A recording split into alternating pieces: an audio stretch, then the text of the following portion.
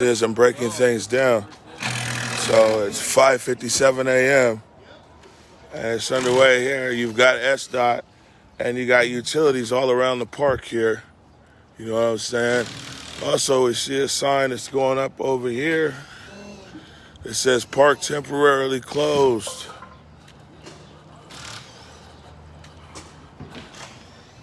We see a new sign. It says today the 26th. Oh man, SDOT's famous, yeah. Today's the 26th. On the stream. What's up? Good morning. Huh? How you doing? Hanging in? Yeah, shit, I'm all right. As usual, I was sleeping good, but you know. The rude awakening, huh? Yeah. So it looks like what the mayor was saying. We got a lot of information yesterday. Said that the city was going to actually start moving in today.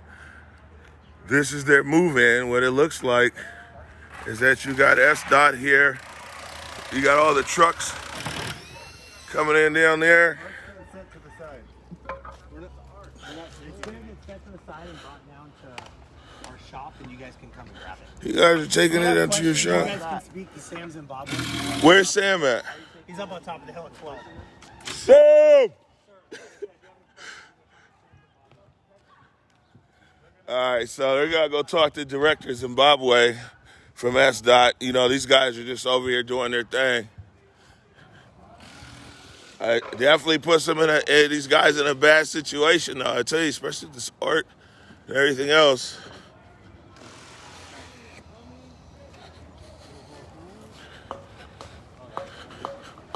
But we heard that, yo! He's calling me. What did I do?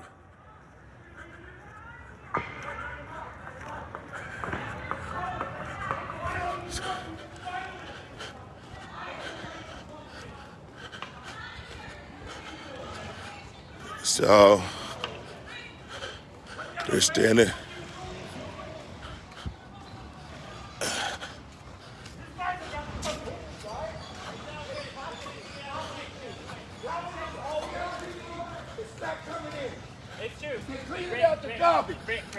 No, they're not, Rick. They're tearing all the stuff out.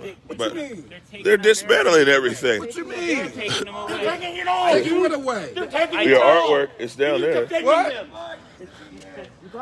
I mean, it's 6 a.m., but you're not deaf. They're dismantling your barricades. What? I don't know, man. It's not my issue. I'm not a protester. I'm just letting you know that your barricade's getting dismantled. Where's Director Zimbabwe?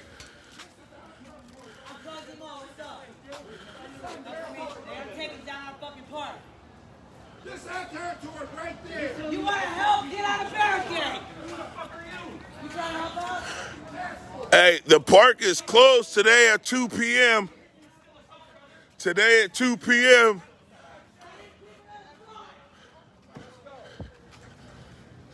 Today at 2 p.m. So they've closed the park today at 2 p.m. Hey, calm down. We don't care nothing about that park. Our territory is right there. They're coming in all the way. No, they're not. Watch. Let's go. Watch. The park is closed today at 2 p.m. That's where the signs go. So now this is parks as well. So we got SDOT, we got parks.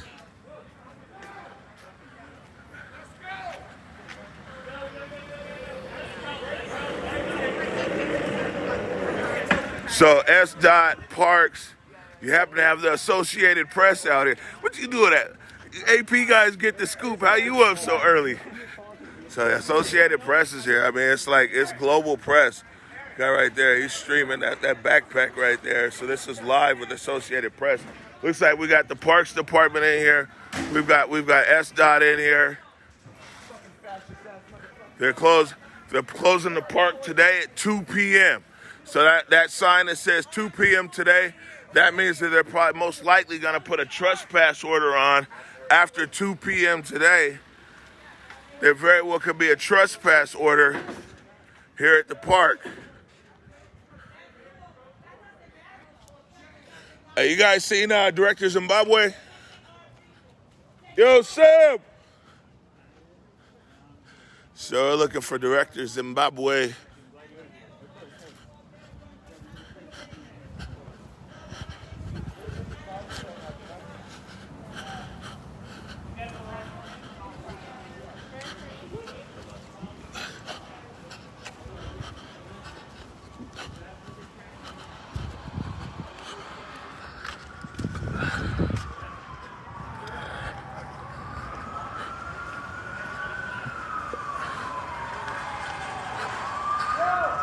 It appears that you had different philosophies here.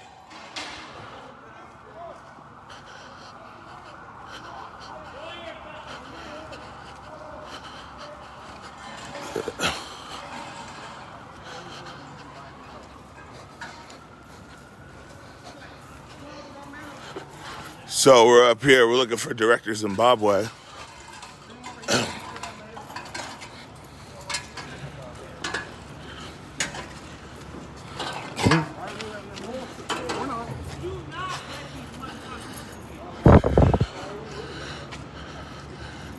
Hey, Director Zimbabwe. All right, you know you're on the stream. Yep. Means you're in the hot seat. All right. What's going on? What's going on is that we're working to start removing the barriers and preserve the artwork, and then reopen streets to traffic. First of all, think it's a safe environment for your employees?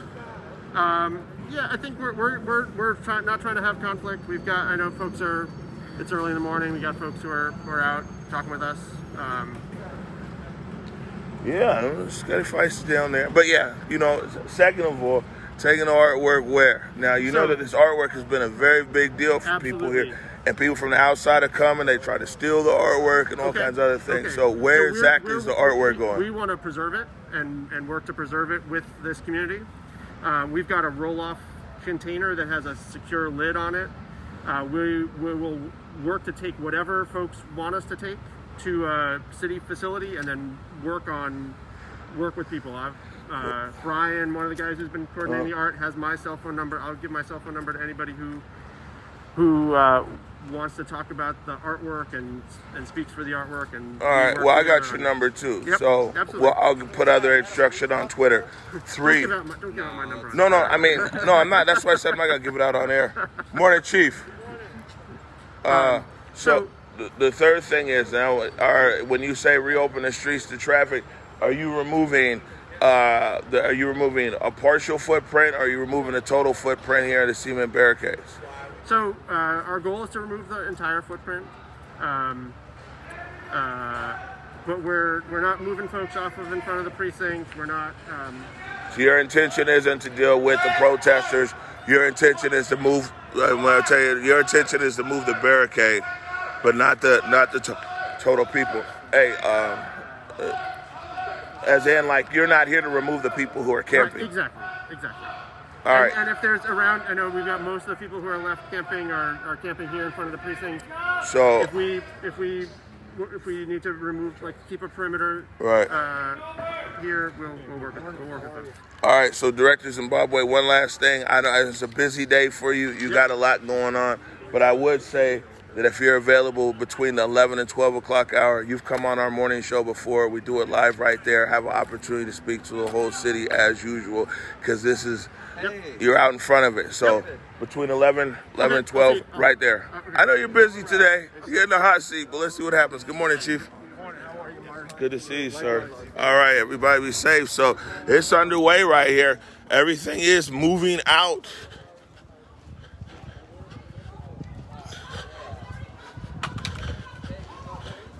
So we talked to Sam Zimbabwe. Hey, AP. That's the head of SDOT up there, if you don't know.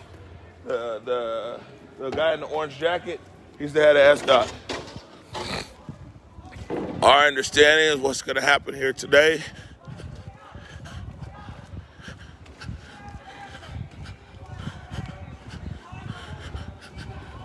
So I'm just running over here to grab another phone real quick so I can tweet.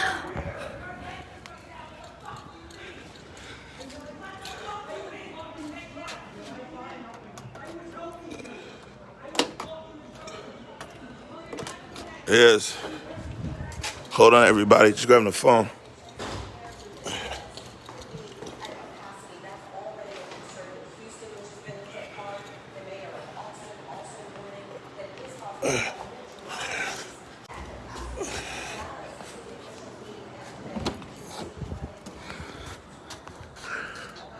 This is it.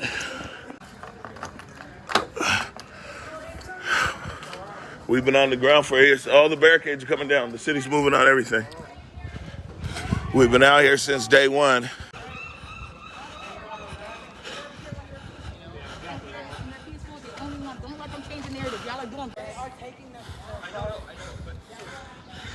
Big issue here over this art as well.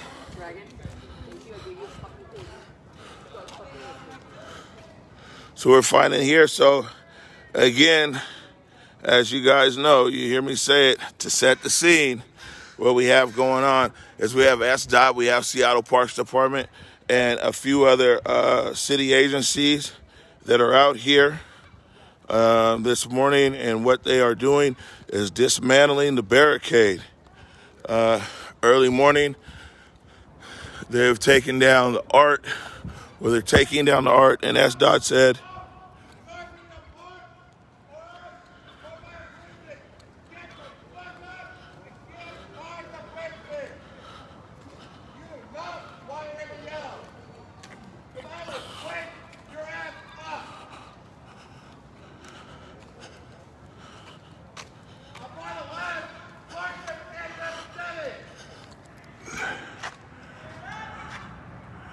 all right.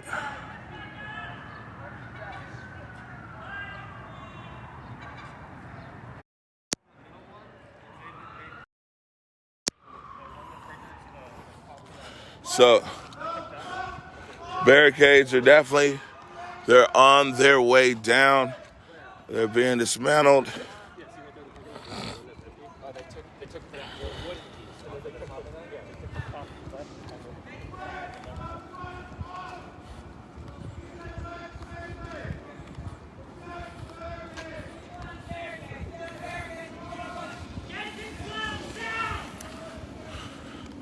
SDOT is moving around the perimeter. Let's go back up over here. We see people are trying to wake up people in the tents and everything else. This was a lot of information was out. A lot of you guys actually hit us saying that this might occur this morning. And this is what we see happening here on the ground. We just talked to SDOT Director Zimbabwe up there. SDOT Director Zimbabwe said, let's go down here to the park real quick. SDOT Director Zimbabwe said that their plan was to remove all barricades, open the street today, and actually leave the tent. They said the people who are tented in front of the East Precinct is, he said it's not their issue. So at the moment, they don't have any intention to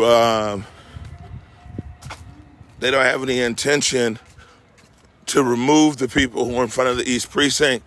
Said that they're here to open the streets. Walking down here, I want to show you guys a sign.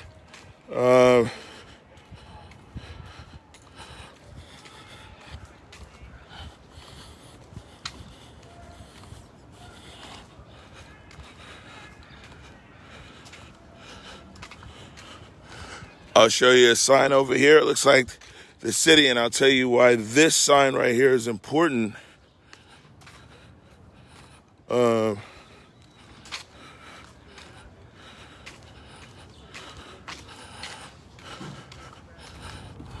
Man, they got out here early too. I'll never get to sleep in. We hear like yelling in the background, people telling people wake up.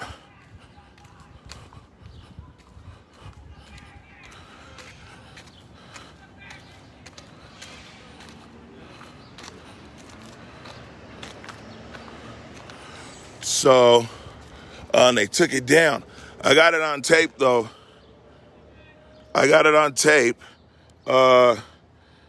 And some of you guys, if you look at the stream, well, actually, hold on, is it still here? Let me just look. Maybe I passed it. Yeah, they took it down. So if you look at the stream, there's some big red signs. Somebody downtown must be watching this. It's a big red sign that said park closed. There it is. There. Oh, somebody ripped it down. There it is. Hey, let me get a picture of that sign.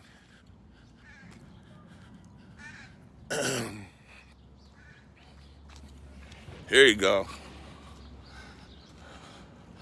So today at 2 p.m., today's the 26th, 2 p.m. Why is this important?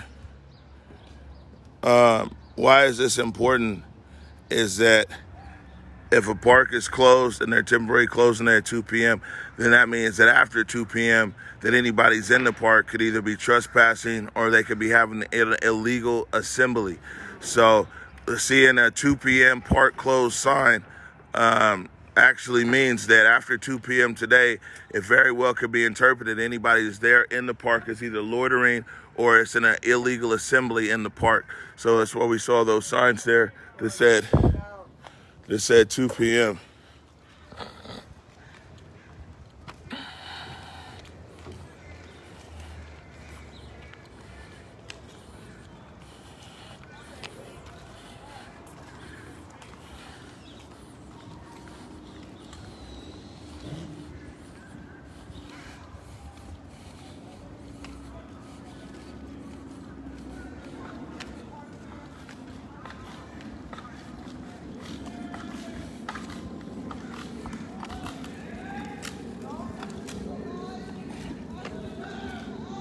So the sign that was there has been torn down by some of the campers.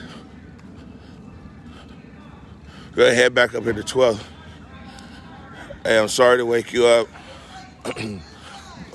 So the city has actually moved in over here. I've been out here streaming for about 30 minutes, but I came out here quickly, so I don't have my other phone. I was just wondering if you could tweet out one or two things. Well, yeah. So if you want to, if you just, hey, what's up? For the next few minutes, I'm on the stream right now, just talking so I can talk through the stream. But just our hashtag chop. But I'll just check it out on the stream. Thank you. Sorry for waking you up.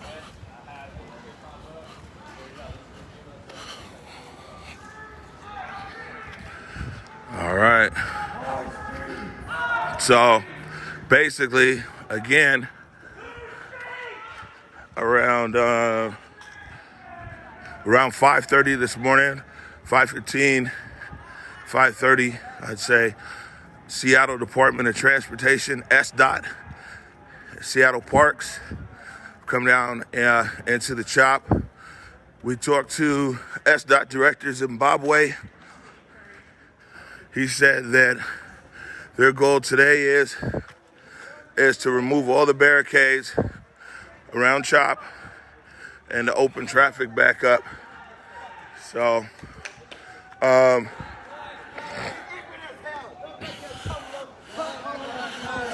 so I would say this, Nikki, the city of Seattle has begun operations to dismantle CHOP. At 5:30 this morning, the city of Seattle began operations to dismantle CHOP. So another thing, we can confirm 100% that I talked to Director Zimbabwe from SDOT. What he said is that they're going to take the art and they're going to catalog it, and they're going to put it at their warehouse, is what they're saying.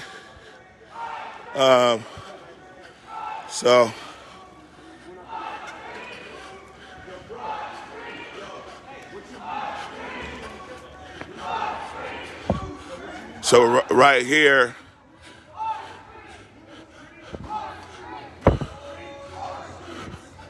protesters Literally trying to face off with a bulldozer. The bulldozer wants to come through here. Looks like we got somebody who's laying down. So, I think it looks like we got people who are laying down on the ground here in front of the bulldozer.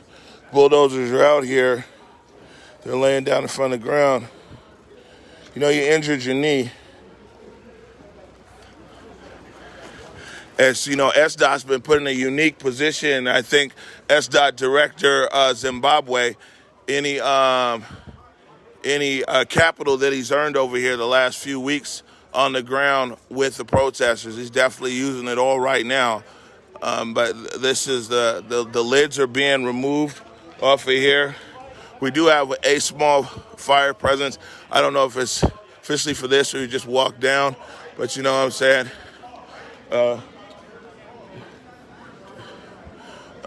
This ain't gonna end well. Yeah.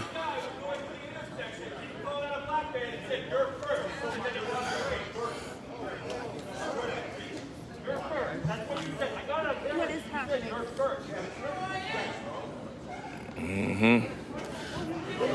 So, right here, SDOT is out. Nikki, can you make sure? I'm sure you already did. Can you make sure everything goes all the way across for all these platforms here? And what I'm saying is, City of Seattle. I mean, you see it. City of Seattle begins operations to dismantle CHOP, and we'll go out. Let's put it out there.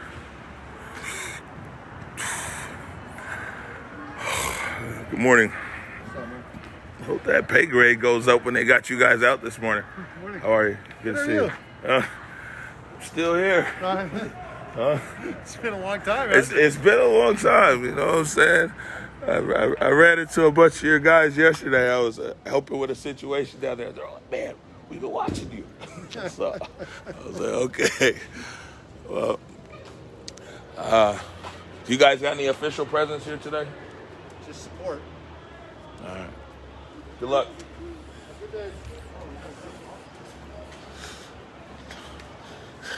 So the Department of Transportation is out here on the front line, actually, and you know this is who's facing. Gonna be facing the people, especially they tried to reduce. So what I saw is the security guy try to reduce the footprint over here.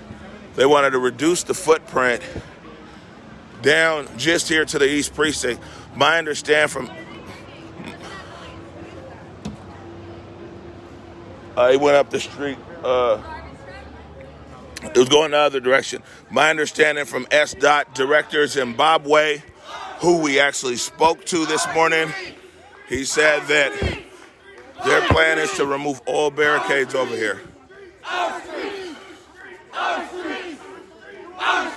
you been live streaming since the start of the riots? Huh? Have you been live streaming since the start of the riots? Yes, May 29th. Two weeks ago. What name should I look for? I've been documenting from the Bay Area to LA to New York next. I just wanted to tap in with you to see if you had any perspectives. Yeah, I got a lot of perspectives, but I'm covering this right now. Okay. All right. I'm around. Just hit me later. So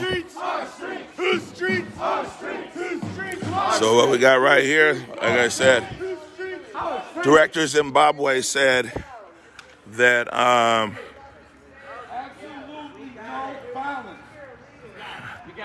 so this is Rick here talking about no. If we're not violent, they're not violent. We want no violence. This is the Washington. This is the Department of Transportation. We want no violence. No violence. They're not. Yeah, they're not going to attack us. We're not going to attack them. There won't be any violence. Totally peaceful. So we'll see what's going to happen here. But back to what I was saying, Director Zimbabwe said that it's their plan today to remove the cement structures right here. I asked him, I said, is that included just part of the CHOP footprint? Director Zimbabwe said that what they're doing is their plan here today is to remove all the cement structures that are out here. They want to be able to remove all of them. And what they've done with the art is SDOT is taking the art and SDOT is going and cataloging the art. Here's Director Zimbabwe right here.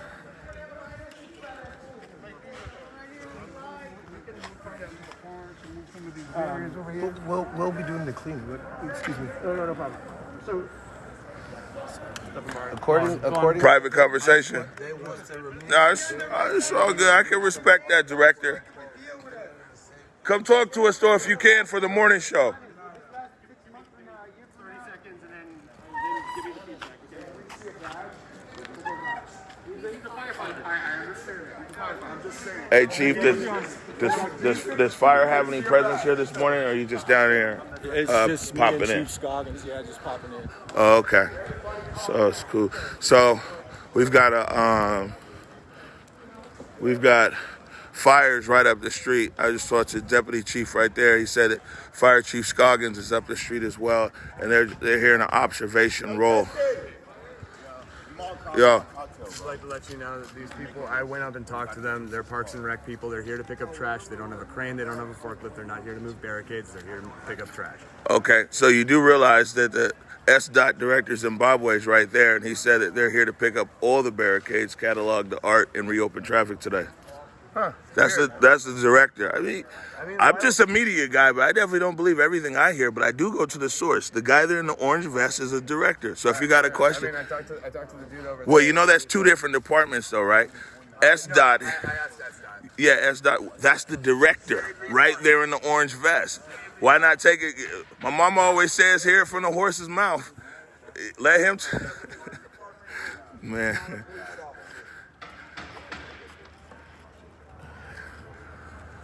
Oh man.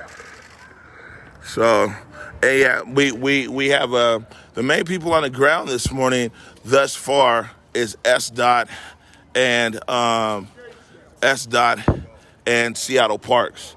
So Seattle Parks, so they've cut off some utilities. My understanding, some utilities over there have been cut off, and SDOT, what they're wanting to do is they're wanting to first remove the art off the boxes. They want to take the art off the boxes this morning. This is the East Precinct right here behind me on the intersection of 12th and Pine. The very, contentious location that the epicenter, I guess you would say, of Trop as of late. But this is the crown jewel right here. What he said is that today is just one phase, that phase being that they want to remove these cement barricades all around CHOP. But SDOT said it isn't their plan or intention to remove the campers. So that's what DOT is saying. What's up, Dre? Anything? Just a whole lot of fuckery going on early in the morning, you feel me? You see I'm still waking up, man. I'm sleeping, I hear people screaming. But it ain't really about nothing. I'm not from here, so I don't know the real law enforcement or what they really go by. But right now, I don't see any SPD cars. No, there's no CUP. There's an observer down there. There's a captain, I just saw down there. Okay. And he said that they're in an observation role, a support role. But they're not, just like fire. So Fire Chief Scoggins is right one block away in an observation. I just want to know, why, though? Don't you want to know why they're here? Well, I did, and I asked why, and I said, why are you here? And Director Zimbabwe said that he's here to remove the barricades. Well, actually, first to dismantle the art and catalog the art. Second, and it's going to be in some kind of warehouse where people can pick up. I don't know if they're numbering it or not. But 2, to remove the barricades and restore traffic to the area. 3, for parks to be able to service the park area over there. 4, what he said is that they're removing the barricades, but they're not touching the people who are camped in front of the East Precinct. He said that's another issue. That the barricades are safety. If they move the barricades, they will be dropping a serious guard that we have, not only with the SPD or with any law enforcement, but with people who are a threat to this movement will have an easy way of coming towards us and harming us because they want to end this movement. So they're not here to support the movement, basically are here to restore the traffic back to to this area. They're really here to get us out the hard way, but they're just trying to say it in a nice way. That's what I got from you just now, Omari? There's people laying down over there in front of the bulldozer. So you can see right over here, the director of Zimbabwe has gathered quite a crowd. Let me check in over here with him.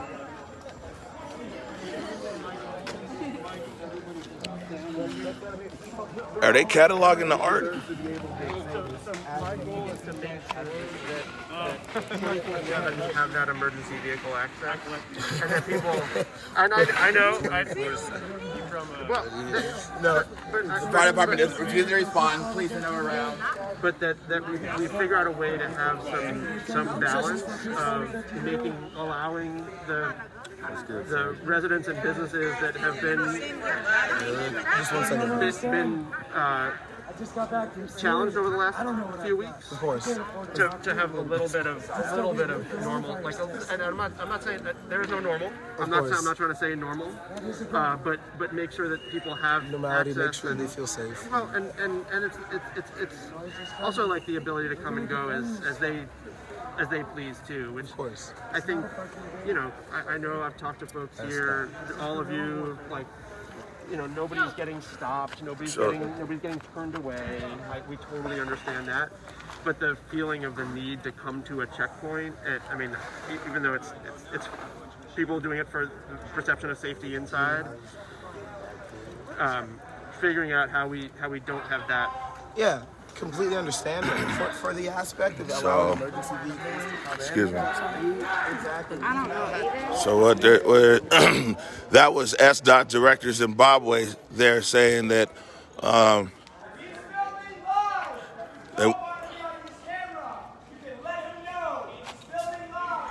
hold on. The other thing is he's from the Associated Press filming live, and it's going to the world on the biggest media platform. He's from the Associated Press. Get the fuck away from him. Yeah. If you don't know what you're saying, That's the Associated Press going live to the world. So, yeah, man, you guys need to back off this media. We've been out here trying to tell this story.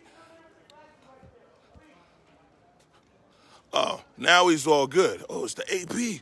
What? They want to sit over there and jump in his face. You know what I'm saying? Glad the Associated Press is out here covering a story like this, putting their resources to go. It's very expensive on them for their live, man, for their setup.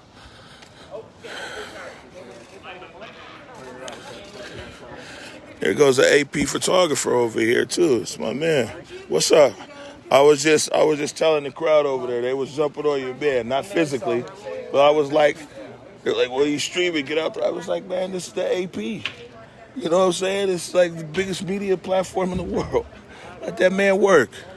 Thank you. Yeah, no, it's all good. You guys got any problem out here with anybody, you come find me, man. You know, people need to be able to tell their story and what the hell they see it, no matter what network they're with or anything.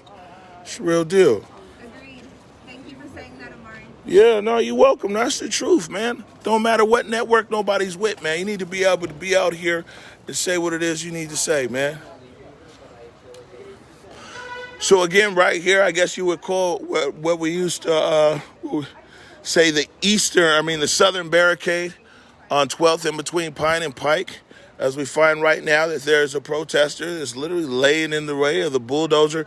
Bulldozers are being brought in today by SDOT Director Zimbabwe, his team over there, to remove the cement barricades that are now define the footprint of the chop. He said that their goal today was to actually remove the barricades, transport the art off site, and to catalog the art, put it in a warehouse to restore traffic over here. He said at the time that they do not, and they are trying not to do anything with the protesters who are sitting out in front of the precinct. And to be honest with you, that's not really a role that SDOT is proficient in, but they are here for the roads and transportation. We also got Seattle Parks that's here right now, and we've also got Seattle Utilities. My understanding is Seattle Utilities has cut off some of the utility service over through Cal Anderson Park. What we see is that Seattle Parks Department is also temporarily closing the park today at 2 p.m. Why is the park closure at 2 p.m. important? When you say that you're closing the park at 2 p.m., because if the city is actually closing the park and they're saying that the park is closed at 2 p.m., then that sets the case at 2:01 p.m. for a trespassing or potentially an unlawful assembly. So we're going to see here what happens as far as the park closure time at 2 p.m. They've posted it there. Anybody who's in there after 2 p.m. very well could face loitering, very well could face illegal assembly or unlawful assembly.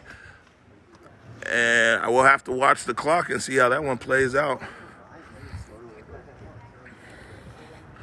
Well, good morning. How are you? Doing damn well. How are you? Me, I'm happy every morning if you follow this stream. Good morning. So now we're heading back northbound. This is northbound on 12th, the East Precinct right here.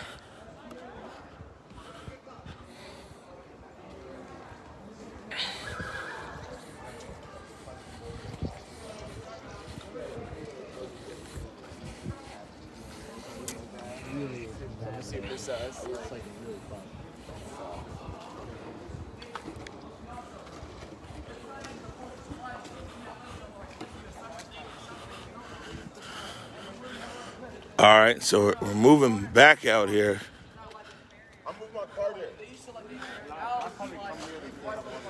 What's up, Rick?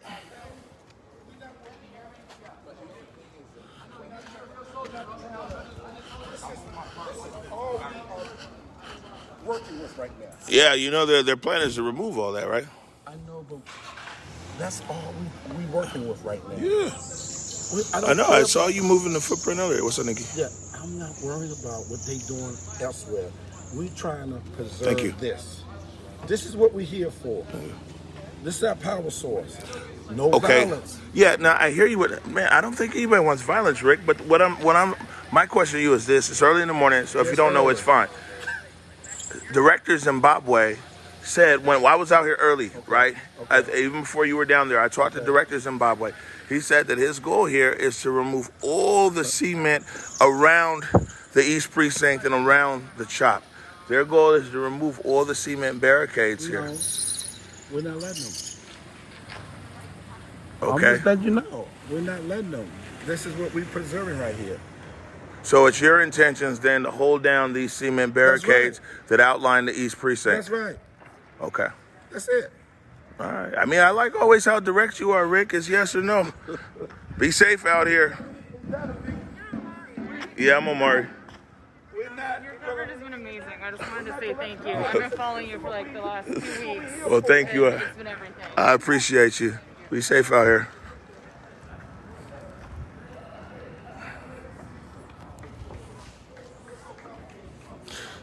So we see Dredd. He's actually moved his car over here in an effort to block the entry from the north into the zone.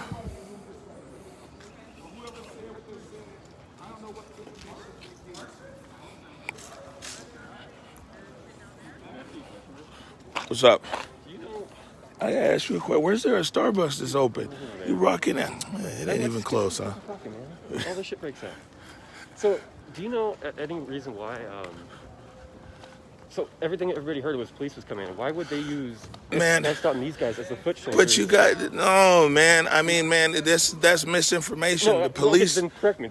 The police never said they were coming in. No, I know that. 100%. And the mayor and the chief, everybody said the police aren't coming in, but they said they were going to start clearing the park. The information we were getting was at 6:15 this morning. Right. That the utilities was going to come in and everything else.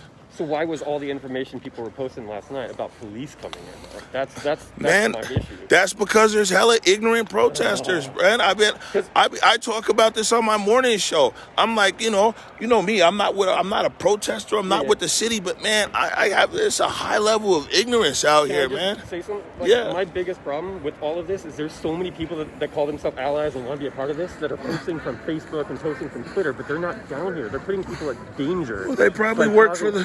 That's causing this shit. They probably work for the police. No, they probably work for the police. But here's what I'm saying is, man, this has been the most misinformed, one of the most ignorant protests or civil action or anything that I've actually covered, especially in this information age where people could just YouTube and be like, man, you know, you could, not you per se, but people could YouTube the mayor's press conference. I talked to them, I said, hey, did you guys see what the mayor said? No. Did you guys see what Chief Best says? No.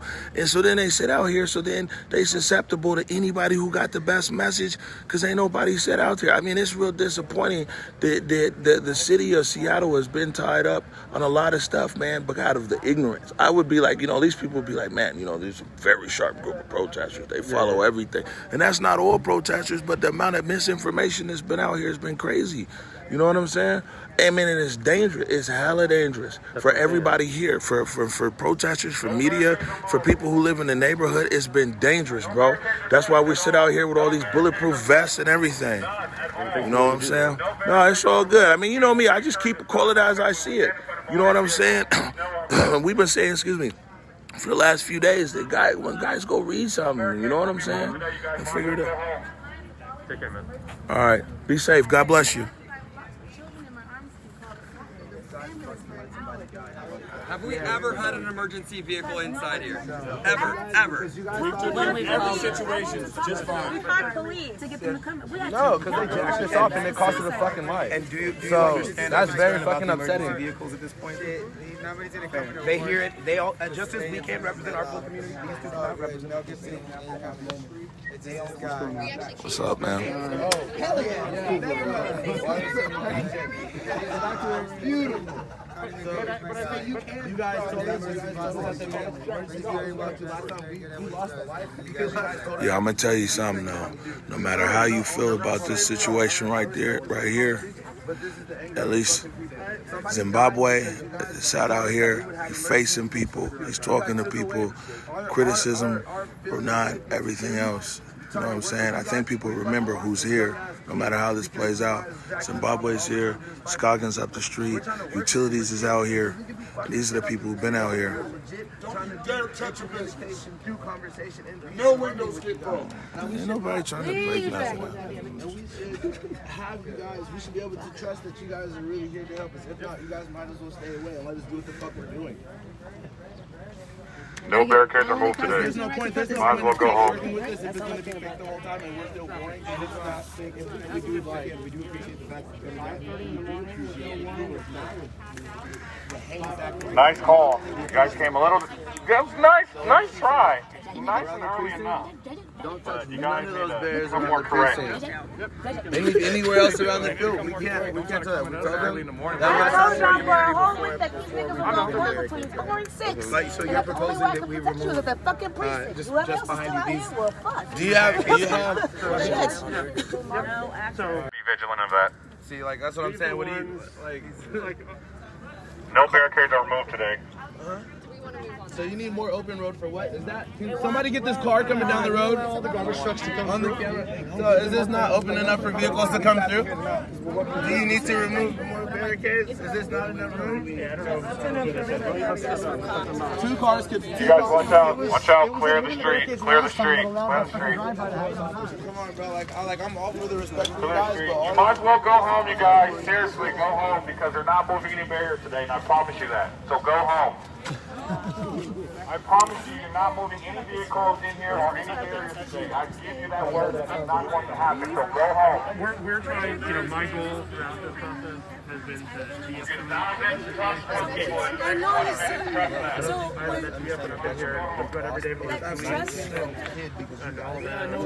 We've got everyday and we've had incredible dialogue throughout this process. We're trying to figure out how we.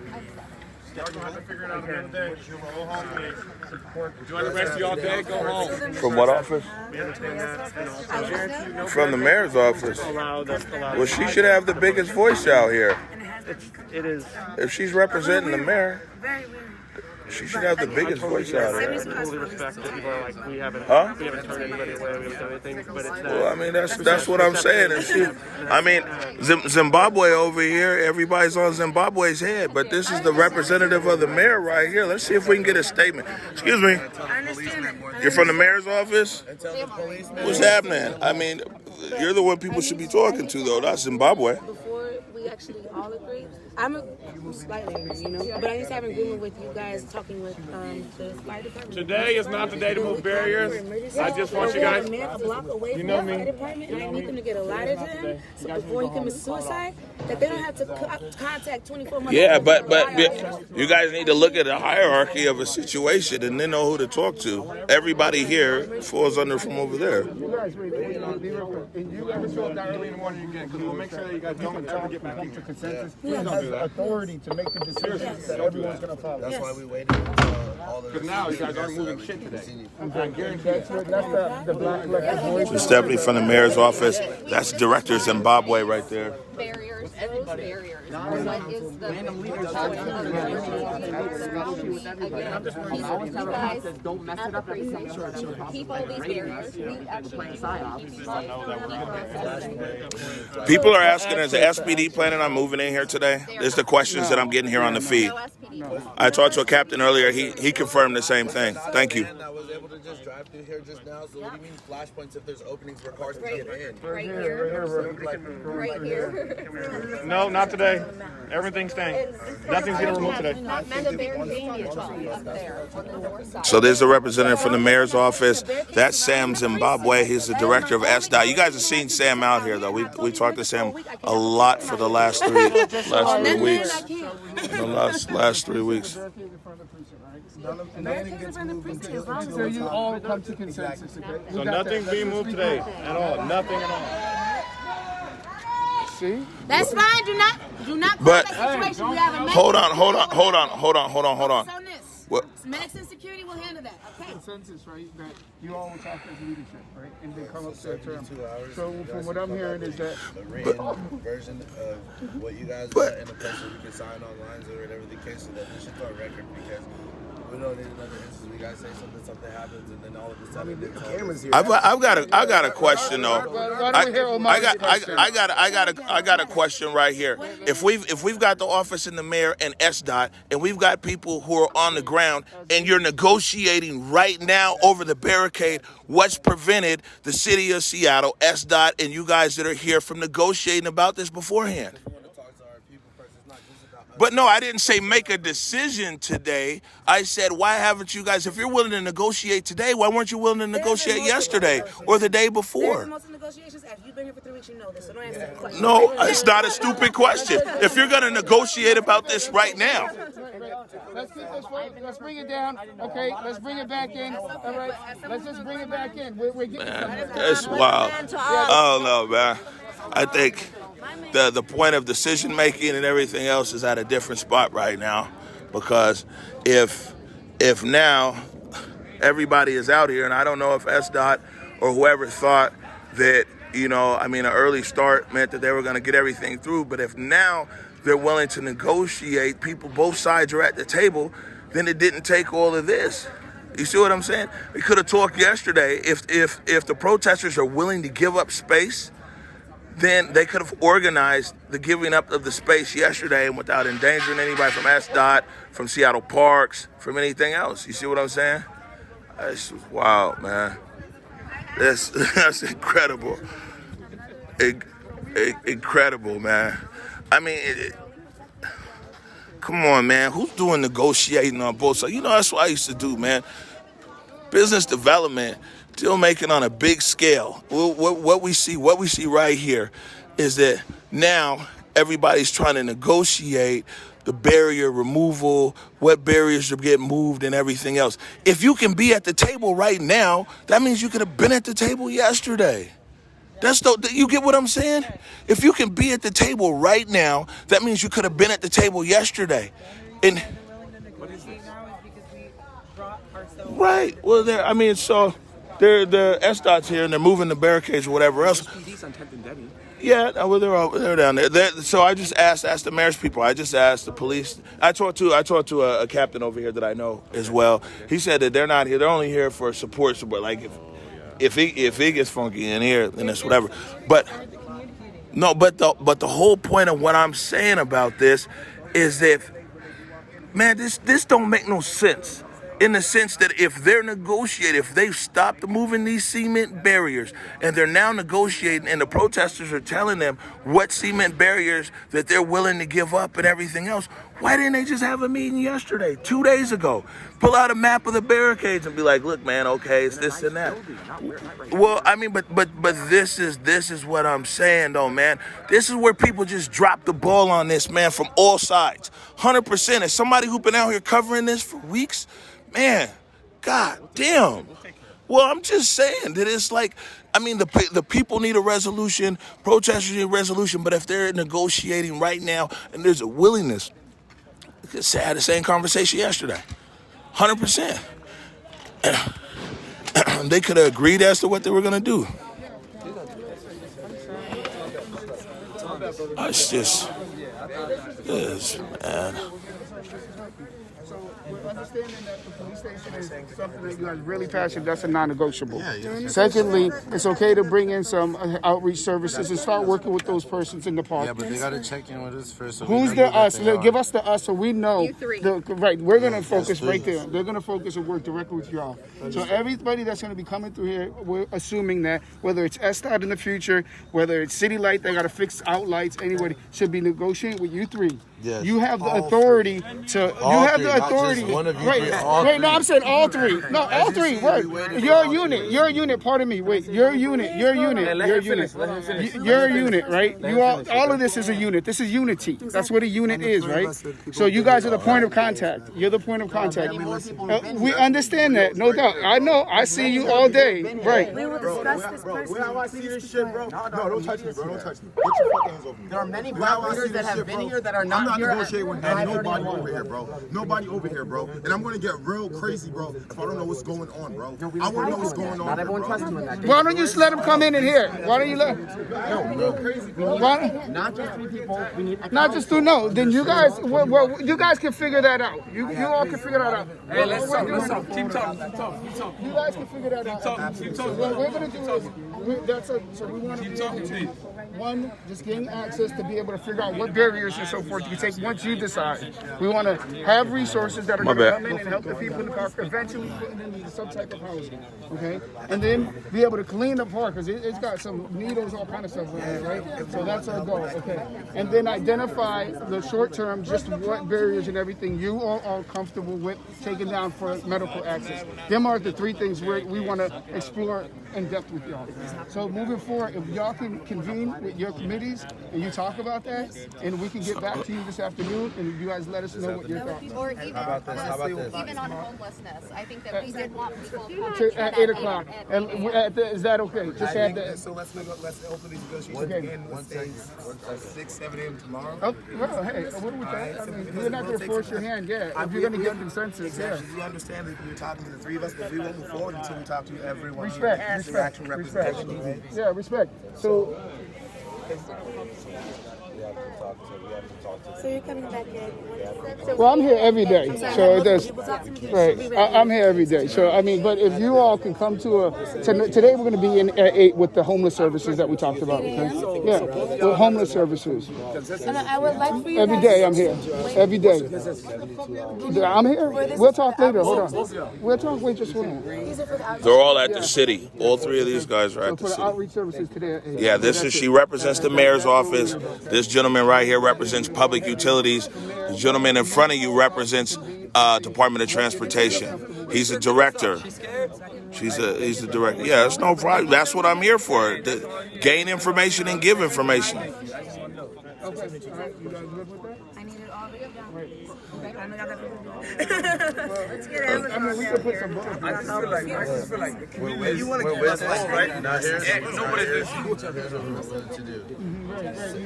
We're 72 hours. Okay, that's 3 days from now. If you guys come back with it rated for us, yeah. Okay. but we need time to talk to our people. We're just a form of contact, like you said, right? Point of contact. You're making it sound like you might make a meeting with everybody. Hey, look, bro. Focus on this conversation, please. We need to talk to the people that are protesting with us to decide what they're talking about. So 72 hours, you guys come back, 8 a.m. Man, today Friday. This on camera. We can today Friday, 72 hours, you saying? Or we can 72 hours? It's none of, you can't tell none of the days. I think today's Friday. We want to talk to somebody from, we're going to wait to talk to somebody from the mayor's office right here and get some kind of understanding. We want y'all to be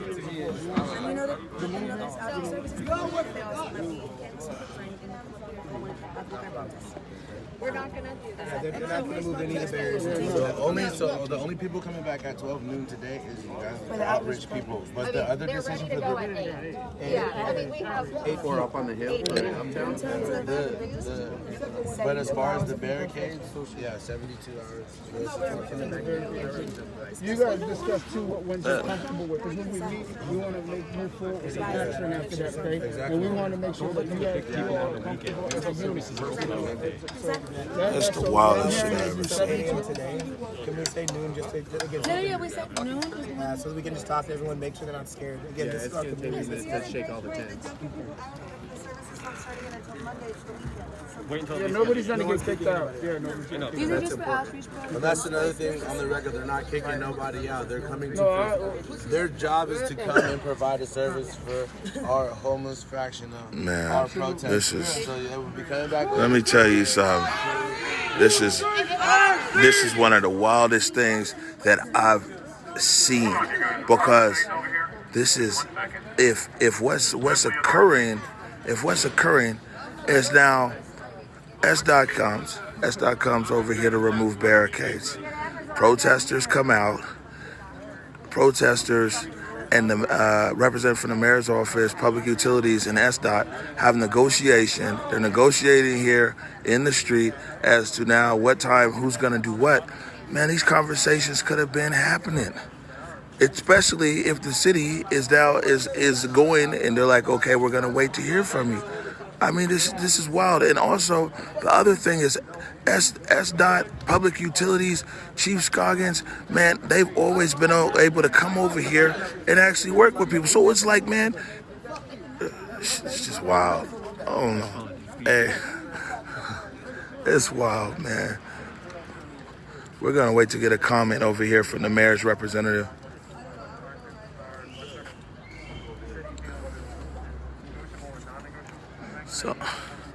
So now, I mean, all of these guys, what I can say about this protest group here is that, I mean, they've been open for all kinds of like operational and logistical negotiations the whole time. No, I'm going to be real clear. There's a vehicle in the park on the north park. That's our water loop. That's drinking water. That's health and life for the whole city, everybody here. So that's compromising that drinking water. Them vehicles. The cops don't. There's a problem. So them vehicles at like the minimum need to be removed off that portion.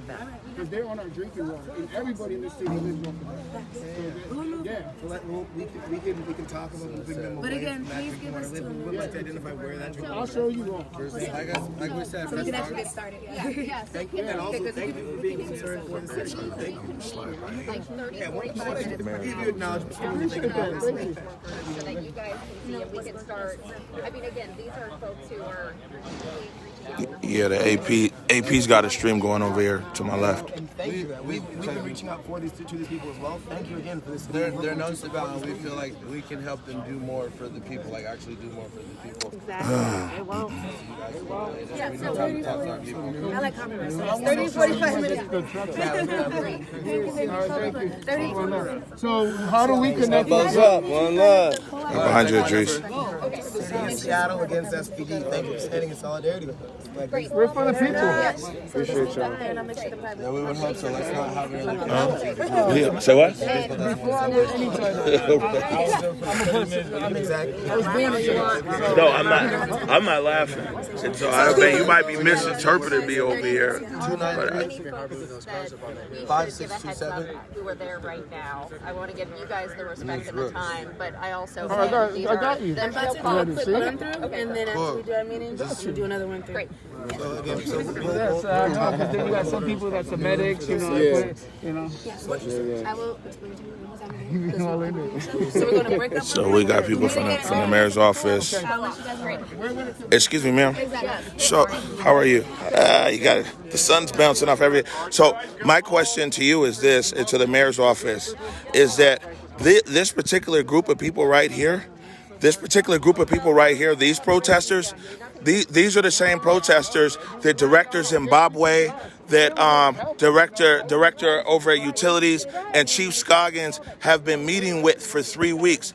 This group of protesters right here have shown themselves to be extremely flexible. They always communicate and everything else. Why did the city just talk to these? If you guys are going to make a compromise now at 6-something in the morning, why didn't you just talk to them yesterday and draw out a map and make a compromise? I'm talking with folks, and we wanted to really get in for individuals experiencing homelessness, give folks the service. Today's Black Wellness Day, and how do we really do an increase in park cleanup, etc. So you guys think that coming in at 5:30 in the morning to go and do that is the best way, as opposed to, I'm just letting you know, Director Zimbabwe talks to these people all the time, and not maybe that it's his job.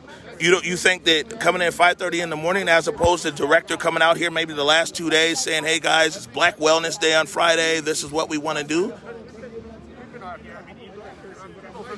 What? The whole time I've been out here, I've been talking to people, I've been explaining.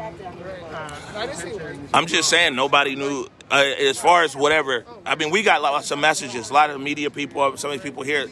We knew you were coming. You know what I'm saying? But all I'm saying is if you guys were coming here and you've got a relationship, and what I'm not putting it on you, directors, and Bob, I'm just saying someone like you has a relationship and you have all these intentions to do good things out here, which it sounds like, then why not, if you're going to negotiate with these guys anyway, why not just negotiate at your entry to do that? We've been working with them for the past few days. We've had, I think dozens of folks out here saying we really want to get folks in here. We want to. I saw that we helped put the message out on Broadway and Pine, the canopy, everything. Yep. And I think we have noticed too, some of these new barriers have gone up. On 13th, a new barrier went up.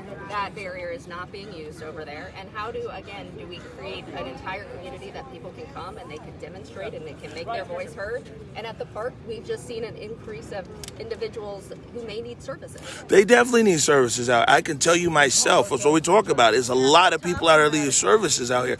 I mean, one last thing, I know it's other people here, one last thing for me, is it like, if you guys are going to come, because there's a lot of people who watch this, they want this taken care of, they want this moved. They just saw the city of Seattle, SDOT, the parks out here come, start what they were doing, and now stop. So what do you have to say to people who literally watched this live since 5:38, saw bulldozers and everything moving in, and now you guys are stopping? Well, we're going to be bringing, as you may have heard, folks into the park.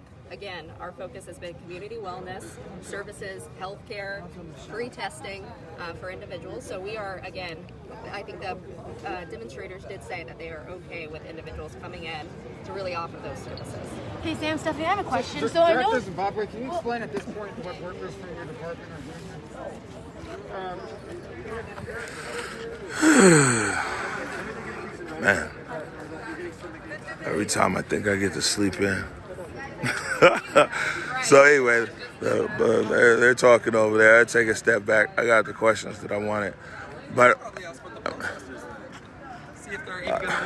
I know what they think, but I can continue to ask. Thank you.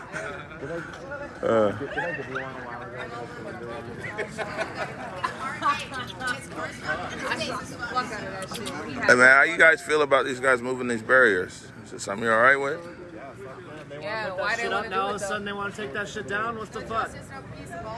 I thought this was about safety. Fucking they don't give a shit no more? Well, why they want to do it? Yeah, what's the deal? Why?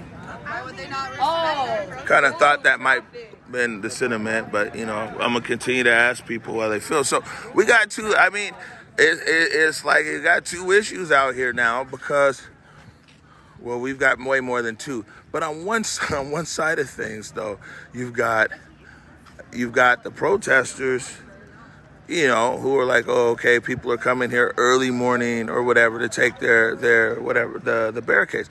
But on the flip side of this, you've got also other people who might live on Capitol Hill or just the city of Seattle who are like, oh, okay, well, the city's coming in, they're moving the barricades.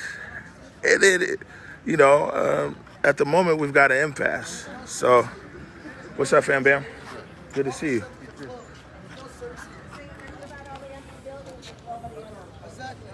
So, it's just interesting here. Sorry. I know what I'm talking about. Excuse me, sorry about that, sir. I know what I'm talking about. Tell me you're gonna put people and give resources. There's no resources. I talked to nobody. What about all the homes? Which of the protest demands is the mayor going to meet for Black Community Wellness Day? Are they going to defund the Seattle Police Department by 50% or 5%, as Durkin suggested?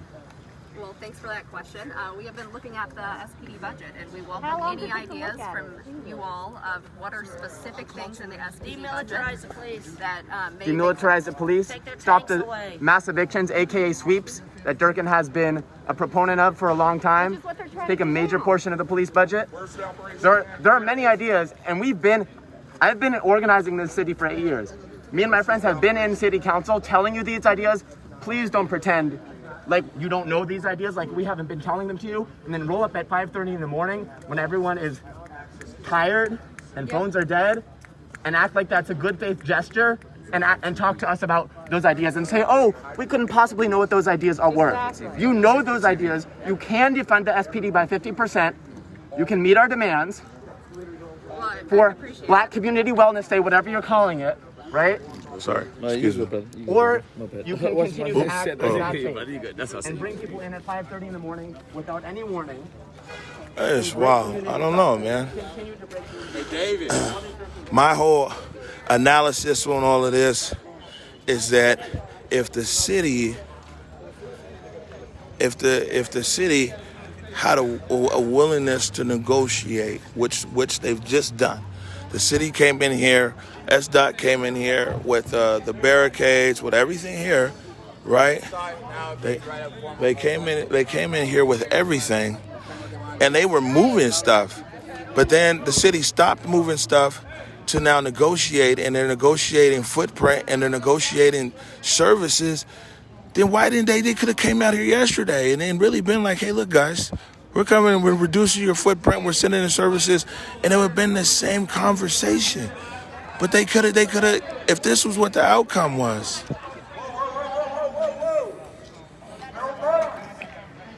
Ain't nobody. Hey, it's good to see you, family. I'm sorry they woke you up so early. You know what I'm saying? I'm working on a coffee, but no one's open yet. No coffee open yet, huh?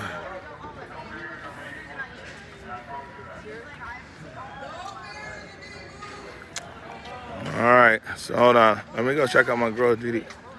My people from Cairo. Where's she at? Distance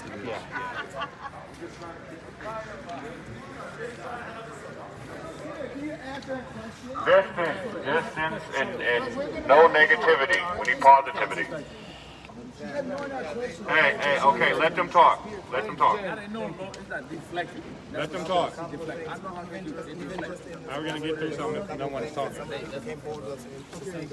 One, our people would be wanting to provide the services of doing cleaning, but we would love to do it under your approval. We have so many bodies that are here willing to clean, willing to make sure the city looks right.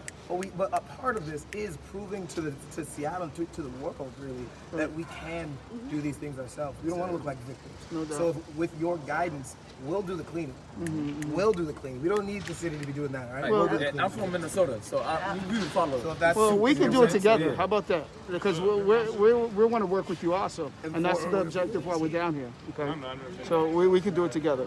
First, we're gonna see if we can't do it by with your guidance. I mean, right? because I'm saying, like, we're here for the same reasons. We provide public health, safety, and services, and not all aspects are just SPD. We provide sanitation, we provide litter, we provide garbage collection. So that's part of our mission as a city. And then as you come in, then you come with us as protesters and as individuals, members of the city. Absolutely. Right? Well, we're humans first. We're humans first. Exactly. Without police presence to help clean up and everything. That's what I'm saying. We were humans before we were our city title. Yeah. Okay? You know what? I'm not speaking to him right now. Right on.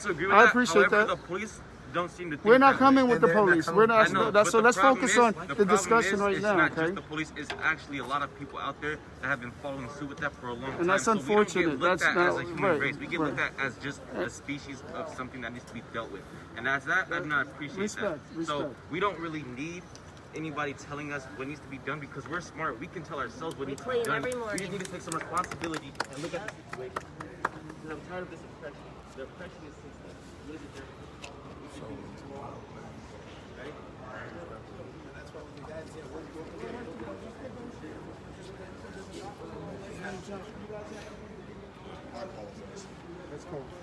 It's too late at night for some of us. I know. Some of you need to sleep. It has become somewhat difficult to get in contact with our mayor.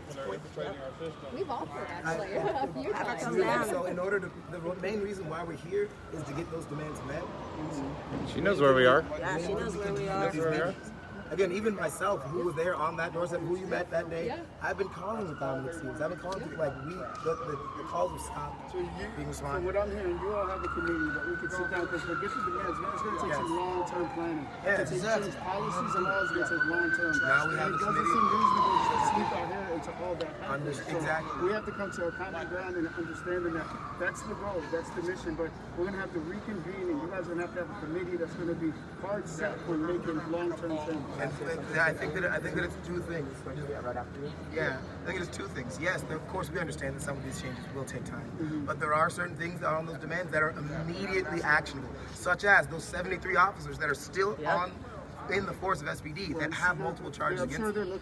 That's an immediate thing that can be done. I was going to say the exact same thing. And with that council, exactly. I got another point to what you're saying, which is freeing all the protesters as well. That's immediately actionable. No, and beyond that, actually, amnesty for protesters, not just kidding. Expunging the record. We'll provide that one. You provide the list.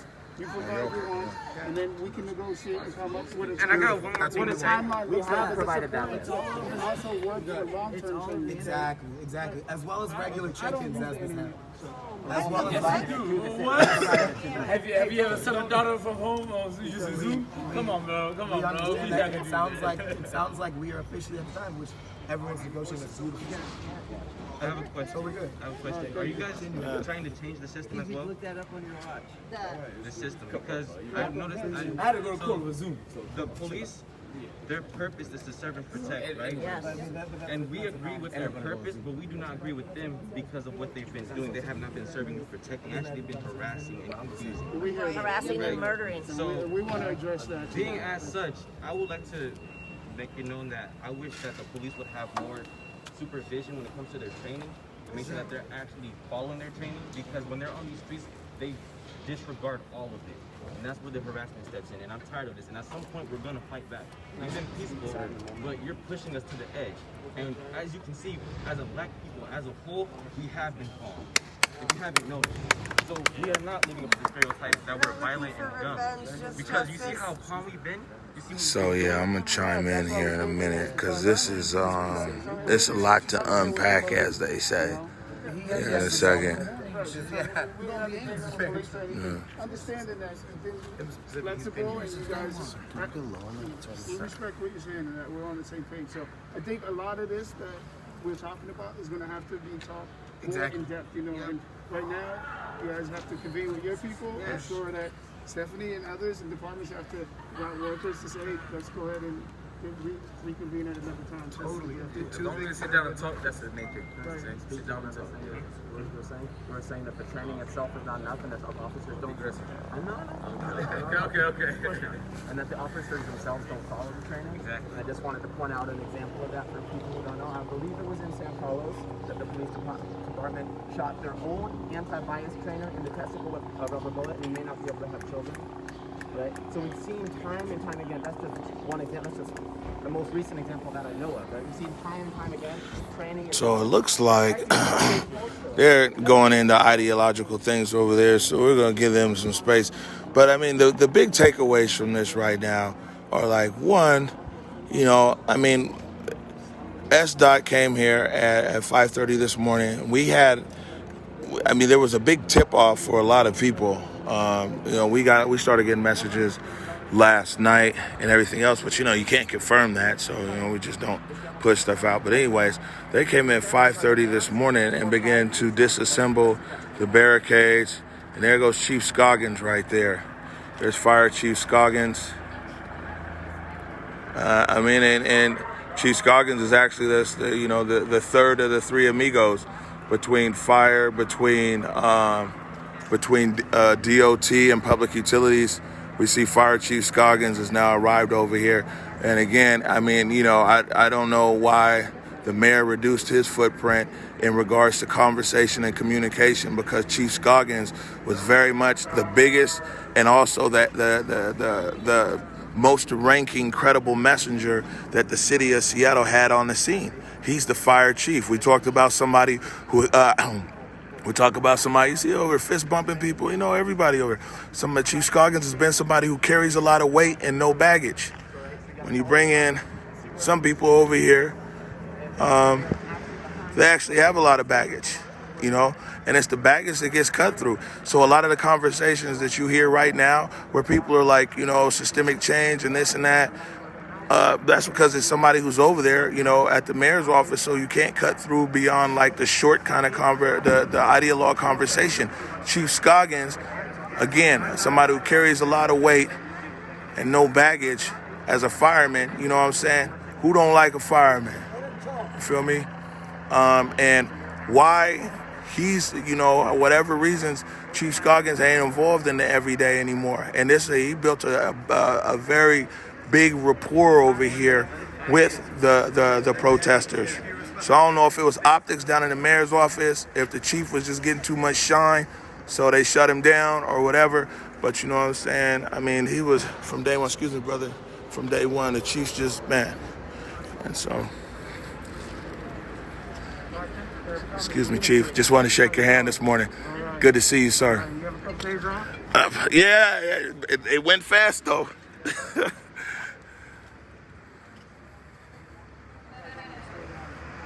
There's our fire chief right there, Chief Scoggins. Like I said, our fire for the city of Seattle, people watching outside of Seattle, our fire chief Scoggins and Director Zimbabwe from DOT, Harimara from utilities. Those are people who every day, you know, walk the chop. And they walked the chop and they were out here in the chop and they knew people and everything else. You see what I'm saying? Why those kind of conversations stopped? You know what I'm saying? You still saw some SPU out here, but why the conversation stopped? Why the chief, you know what I'm saying, was no longer involved? You stopped seeing the chief out here on the street and everything else. And like I said, that's the city of Seattle's biggest credible messenger right there. And I don't know why they pulled him back. But they did that. They pulled him back. You know what I'm saying? I mean, and that's a voice people know they can trust. And you see even right now, here's how cold it is right now, right? Let me break this down to you. This Chief Scoggins has the highest ranks, right? And it's always been regarded by anybody out. You talk to any protesters, anybody, as somebody who they trust, who they respect, who they think is honest, and who you think is fair. Look at this. Look who's not in the circle having the discussion. Look who's not. Do you notice that too? You notice that too? Yeah, you notice that too? How Chief Scoggins is the only one who's not in the discussion. But this is the guy, you know, and man, and what they said when I asked the deputy chief earlier, I said, man, are you guys here an official? He was like, man, we're just here to observe. And so, I mean, that'll just tell you right there, is in like what's going on down at City Hall, where you got the most respected person from the city side in this whole thing since the CHOP formed, Fire Chief Scoggins right there. And here you go, the conversation's right over there. That's the representative from the mayor's office.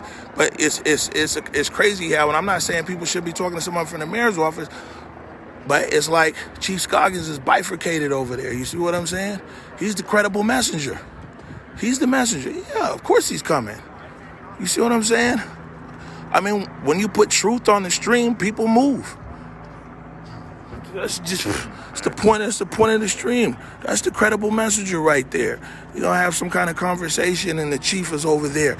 You know what I'm saying? And I walked all these blocks out here and built these relationships. You got out here and you want to put him out there like he's some kind of stepchild, and he's been the person who's actually built up, you know what I'm saying, trust on the city's behalf and everything else. That's what I'm saying. It's frustrating watching how things just operate around here, man. I'll be honest with you. I don't get frustrated often, man. But it's frustrating to see how it's operating around here. You know, all optics downtown. It's all optics, man. You know, you guys can actually show, man, just show some sincerity. Stop worrying about the camera. Show some sincerity, man. It's like, damn. And if they were just going to end up negotiating like they're doing today anyway, then, man, they could have went up to Firehouse 25 and sat down with the chief and everybody else. Like, oh, at the end of the day, that's all they doing is, man, this is wild.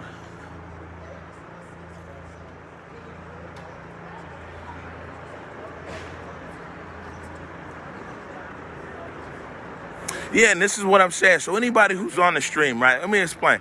Whether you're on the side of these guys need to get everything out of here right now, or you're on the side that you're sympathetic to the protesters, what you just seen right here today is a whole lot of resource, a whole lot of whatever, just to say, hurry up and wait.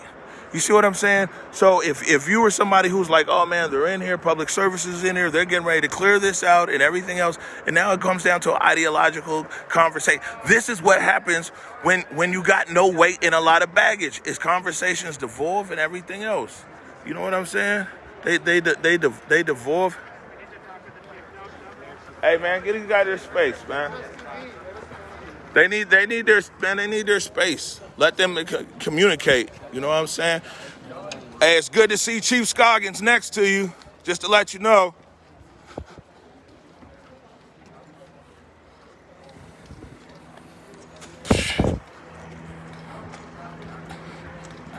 I need to stop playing, man.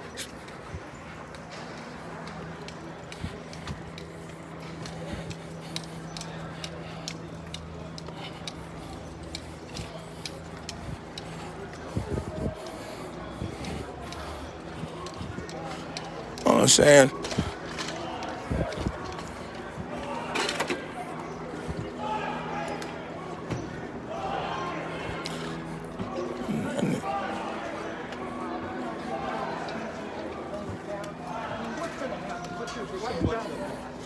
Watch yourself.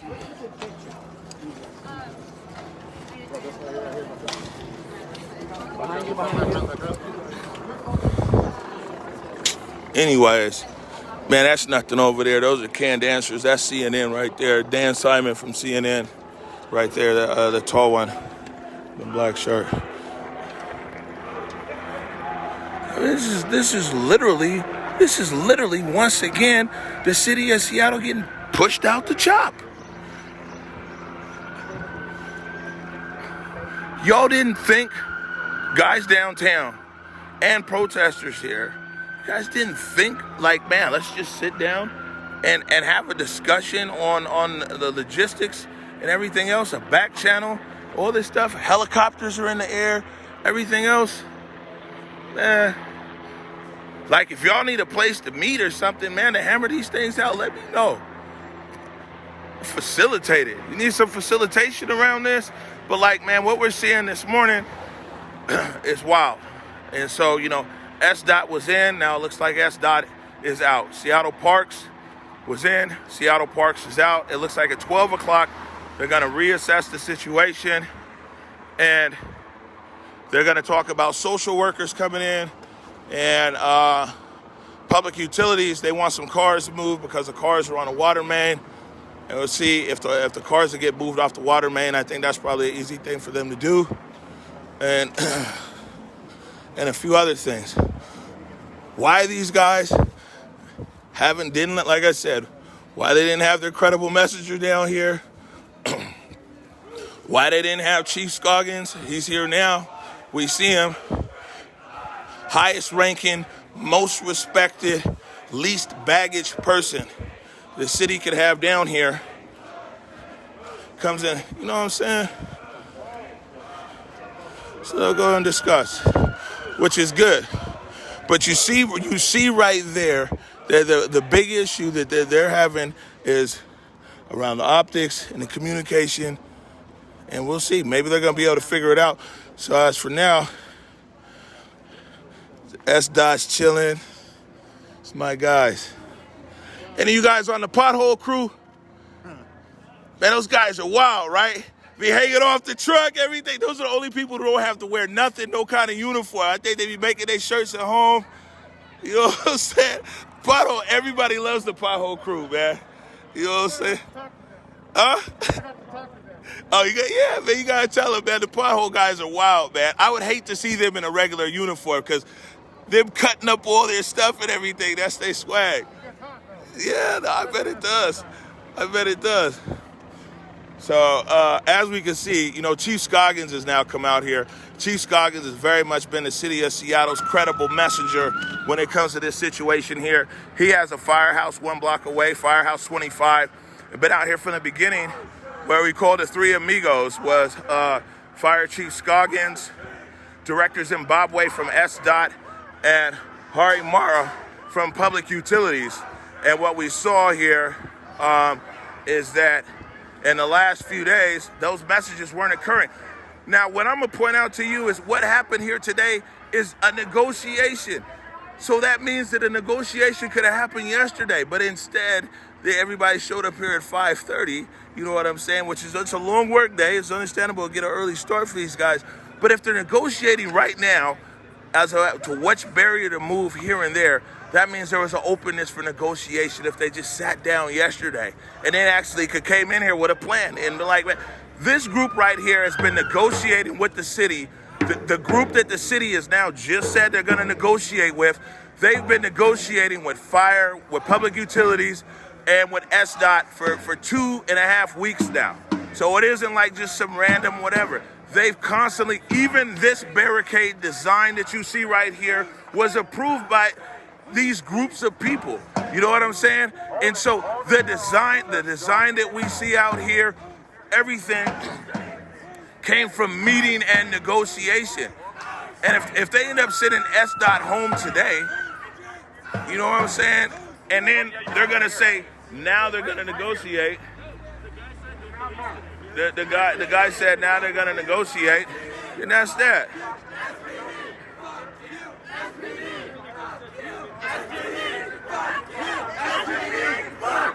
Well, police are here in an observation role, so we already kind of knew how that was going to go out here. You know what I'm saying? Fuck you, SPD! Fuck you, SPD! Fuck you, SPD! Hey guys, so they need to get their trucks out of here. So we need to make sure they get their trucks out of here and make sure these officers do not get inside. This is them. This is just to talk to you. So these officers are not getting inside. They will stay where they're at. They're not going inside of the shop.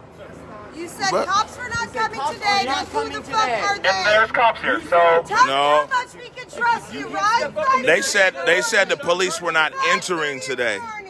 We said that the police were here in observation, and that's exactly. That's what I have under control. They're here in observation. No, I understand. The police are here in observation, and that's what they said. So what these guys were saying was that, okay, the police are coming in. But I talked to the officer over here. Actually, this is his precinct. The officer right there on the left, and speaking to him about 45 minutes ago, said that they were going to be at an observational point right over here. You know what I'm saying? And so, oddly enough, we were on the other side of the barricade every day. Me and this officer right here when the western barricade was still up. So you know what I'm saying? But you guys were leaving. Lieutenant Brooks. Why did y'all not show up? Lieutenant Brooks, have a wonderful day. You showed up to the Leave the area. after we had already taken the victim to the Have a good day, officers. Fuck the police. Fuck off. Get out of here. Don't come back. Man, I'm gonna tell you this. That I mean, we'll see. I want to talk to the mayor's office more, but you know what I'm saying? I think poor planning out here and lack of communication with everybody. Look, man, you know what I'm saying? It puts the police in a strange. It looks the police in a bad situation out here. It puts all these things in a bad situation. It puts, you know, SDOTs out here. There's hella people. I'm just trying to get out there. Which way?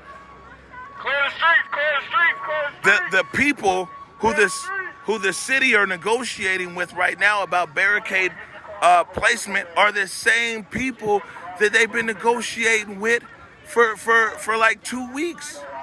Meaning that they could have sat down yesterday over, you know, a cup of coffee and been like, man, this is our plan. This is whatever. This is what we need to do, X, Y, and Z. Because honestly, they wanted to give up the park anyway.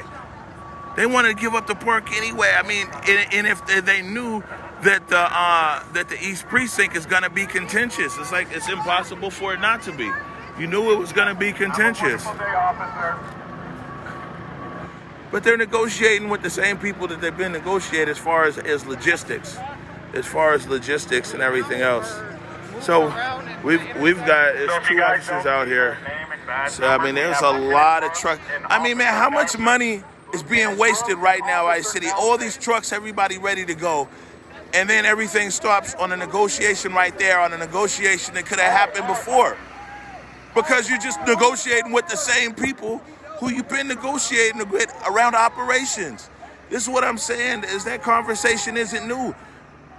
And when they move like that, it's not fair to anybody on the ground. Now, it's a fair situation. It's not fair over here to these guys. It's not fair to SDOT, to Parks, anybody else out here, but most importantly to the taxpayers who's, you know.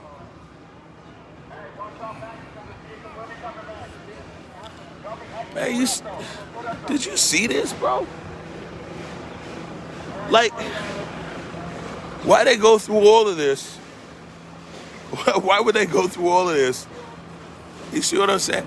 And now, on top of that, here's the biggest thing. I don't know what they was thinking downtown, but on top of that, listen, 2 days ago with that fake tweet talking about whatever it closed down, it propelled so much energy onto the chop.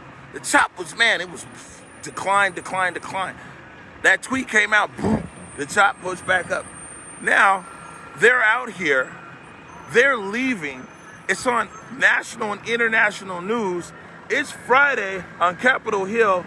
What's the energy gonna be like up here now? Yeah, I mean, and for the protesters, they repelled the city. Look at this. I mean, there were so many SDOT people, trucks after truck after truck after truck. And so now these guys over here living in tents have pushed the city of Seattle out on their other space. You got bulldozers, forklift drivers, everything. Yeah, what's up, man? Dispatched the train of SPD cars up there as well. Yeah, they're all parked and armed in their cars. She specifically said that cops are not coming today.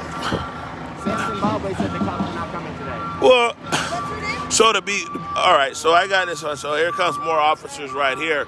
But my understanding is the police said that they were not coming into the chop today. So there's a difference.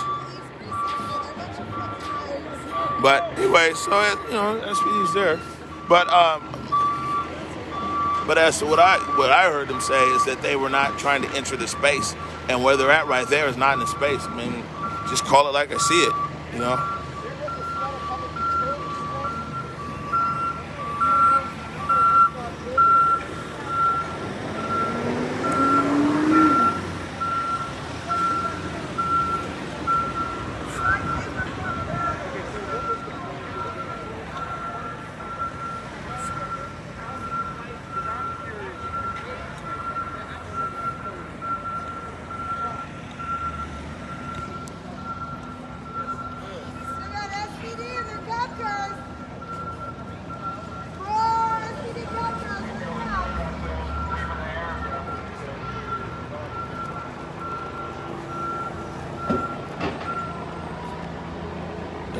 Wow. So again, to set the scene for you right here, we're on 12th and Pike in Capitol Hill in Seattle, Washington, United States of America, in an area that is called the Chop. And today is day 29th of our continuous coverage of Protest Seattle. What we saw here this morning about 5:30 a.m., Seattle Department of Transportation is being bolstered by Seattle Parks and Seattle Public Utilities entered into the Chop and began to disassemble cement barriers and stage for the actual sweeping out of the park at Cal Anderson Park. As SDOT began to remove the art off of the boxes, protesters began to wake up, and they faced some resistance. Earlier, there were people that were laying down in front of the bulldozers that are there in place to remove the cement barriers. As we see now, SDOT is actually leaving the scene.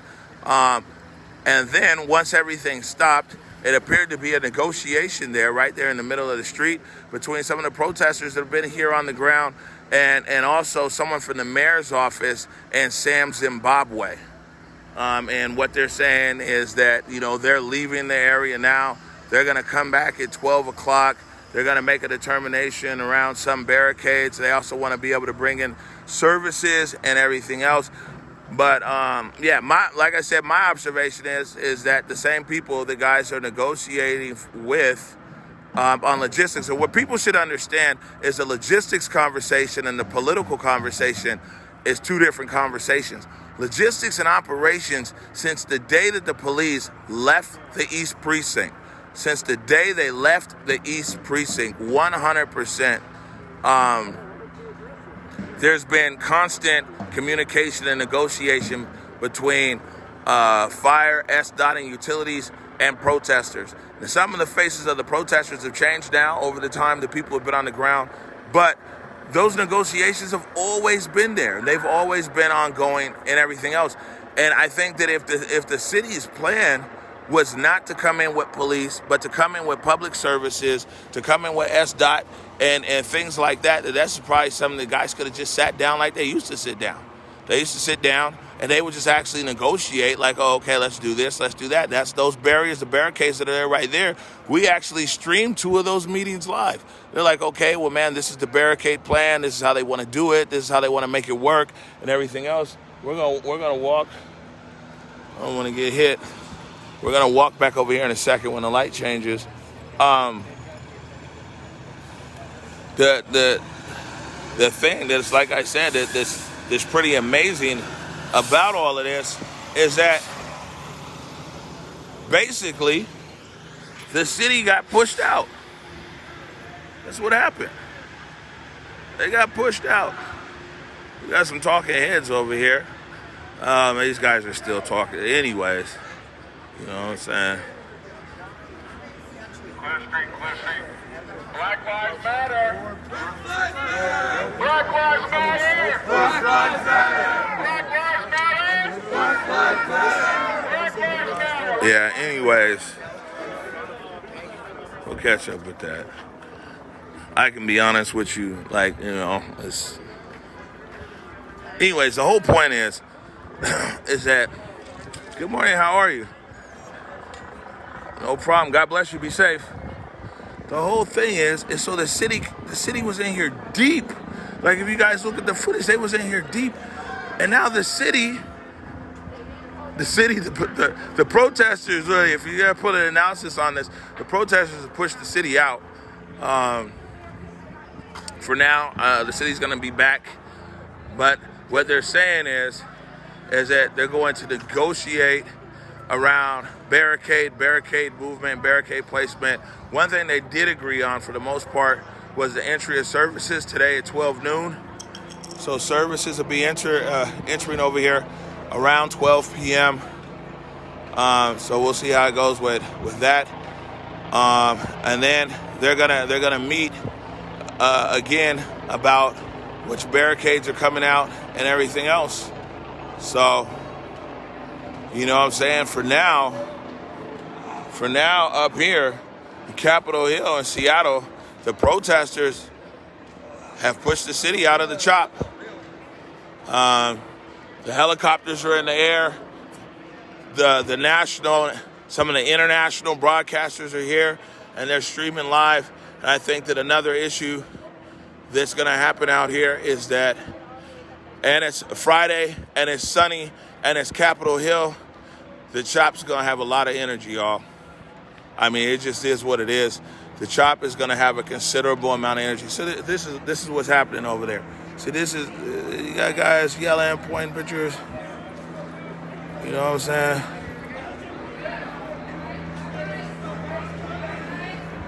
It's a lot of people who carry bags over there. Carry baggage, you know what I'm saying? I mean, man, I don't know why they ain't had a credible messenger out here from jump, man. Dude done got all this love, built up all this respect out here from these people.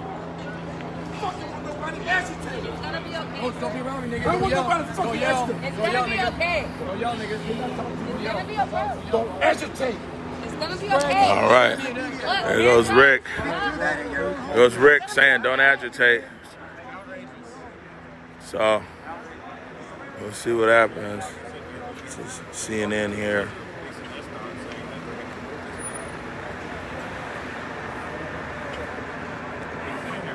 So, and no, even right.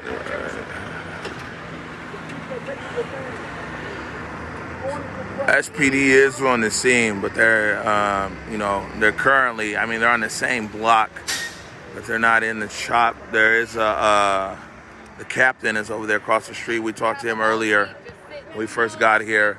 He said that,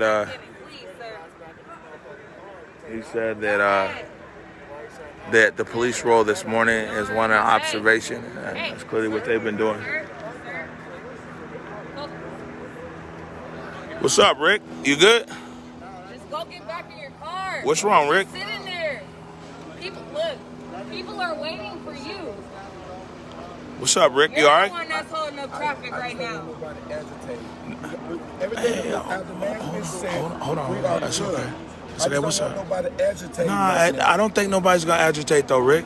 Nah, listen. Hold on. Let me talk to my brother. Oh, Rick, come on, man. I don't think nobody's agitating, bro. Okay. You know what I'm saying? Right. But you got two straps out here, bro. And so whatever.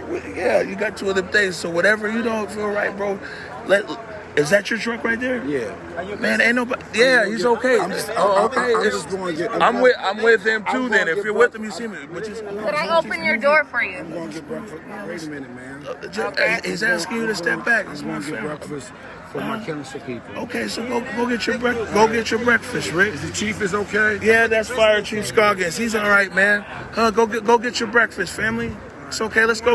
No, I'm okay. You know what? You could bring me back a water, Rick. If you bring me back a water, we'll be good. There you go, Rick. Yeah, it's all good, man.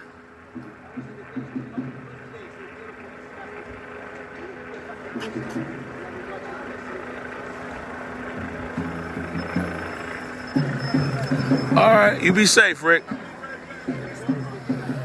Whew. You see, Rick got it. I think you'll be okay. Oh, you got some 2 9mm, man. Thank you. No, half everything out here is de-escalation. People call me for everything. I'm saying, Rick sitting out there with his two 9s. I'm like, I'm good. Hey, hi, moms. Everybody's watching. You filming it. I've been filming it. It's just, like I said, it's almost 30 days altogether coming in up here. Yeah. Serious.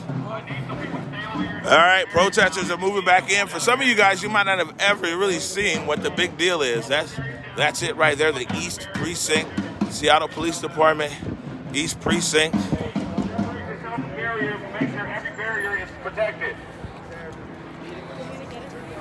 A lot of police officers out and around. We need protection. We need people at barriers. Hey,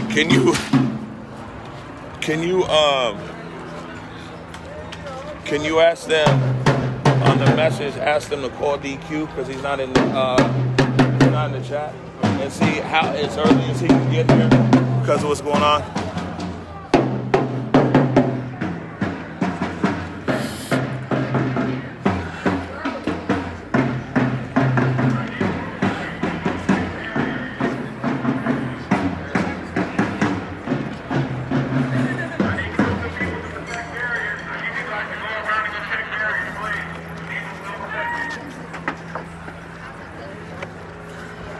All right, Chief. I'll see you guys out here.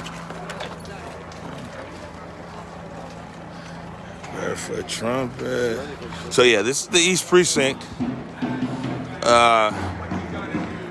you gonna do when they come for you? Bad boys. They're fucking tough.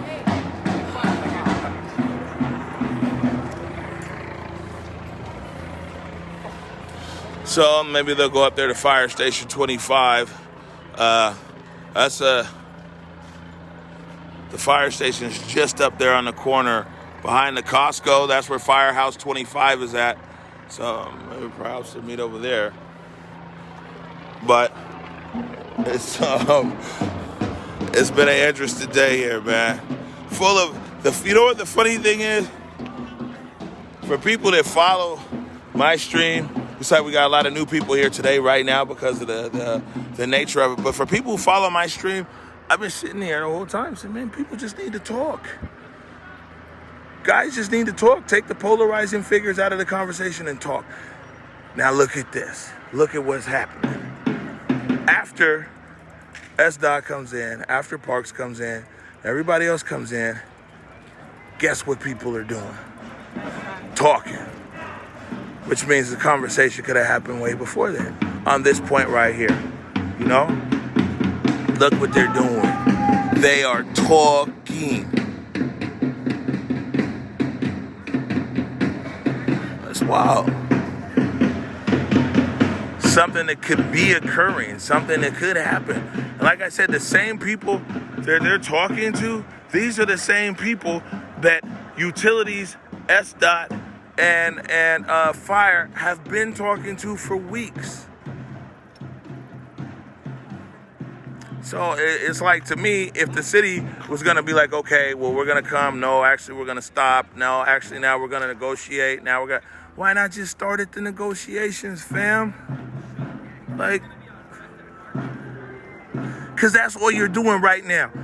All this resource came in here. Hella people. I mean, the city was deep in here. SDOT, Parks, everybody. All that resource and the money that was spent on that. You know what I'm saying? And bringing them in. You guys could have just, if you're negotiating now, you could have negotiated then. I mean, this doesn't make any sense. It doesn't make any sense. We don't negotiate with terrorists.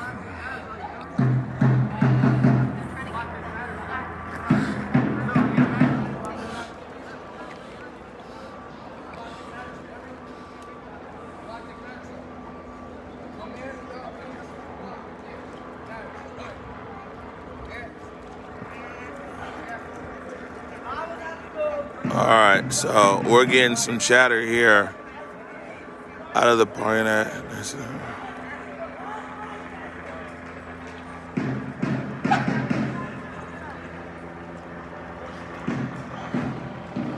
All right.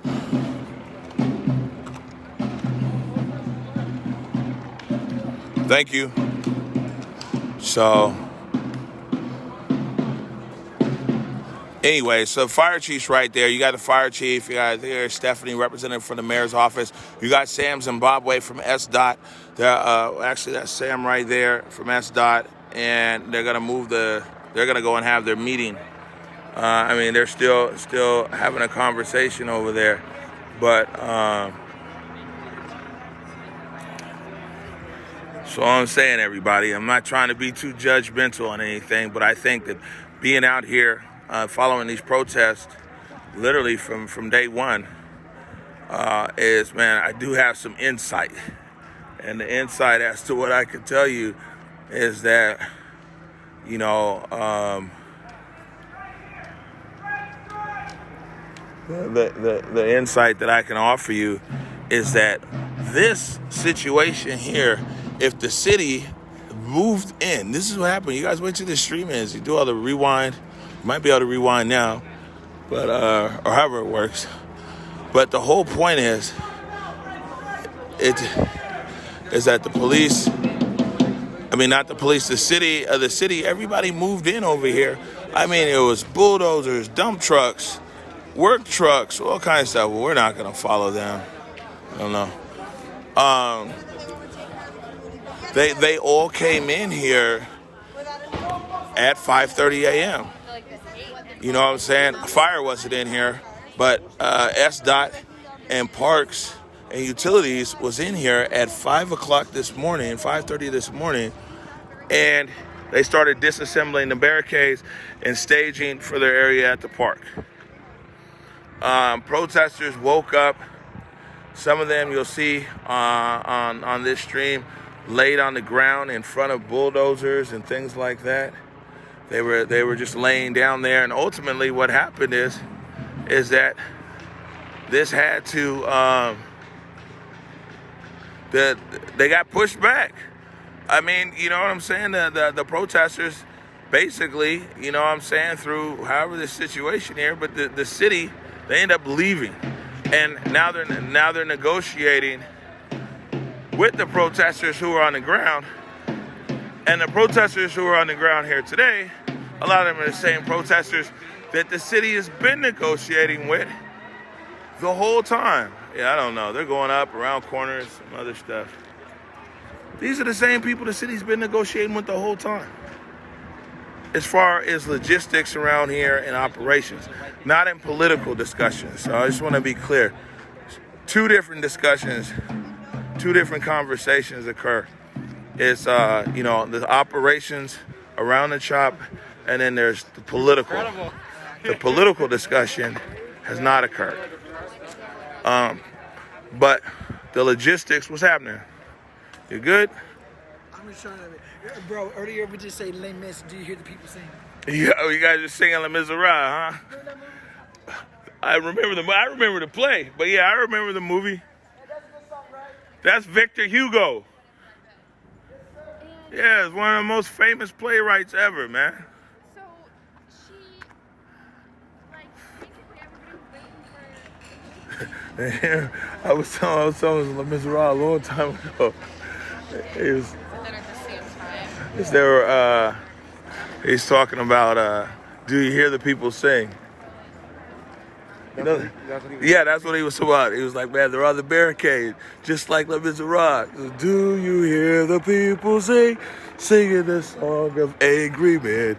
It's the music of a people who will not be slaves again. They said that's what they were back there singing. It's like, with the beating of your heart, the beating of the drum. What? Get what going? Oh no! I'm telling the guys to the stream what. Yeah, but exactly. We were just talking about. They're over there singing it right now. Are they? Yeah, they're singing it. I'm like, yeah, don't nobody want to hear me sing for sure. So, yeah, I must. That's all you need, man. So we'll come back over here to Pike Street. Helicopters in the air, everything out here. Huh? Yeah, you're right. It was crazy because we interviewed the trumpet guy yesterday. And when we interviewed the trumpet guy, he said that he hadn't played his trumpet in 2 weeks because it was a war trumpet. And now today he's got the trumpet out. Let's see if we can find him. Fire Chief Scoggins walking the neighborhood. It looks like he's gone over here in front of the police. He's got his war trumpet going. Let's see.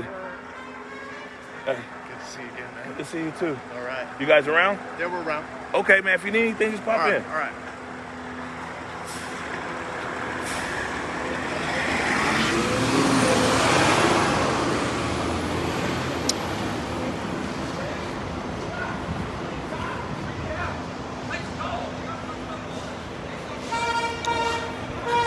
Guys might remember the bare-chested trumpeter.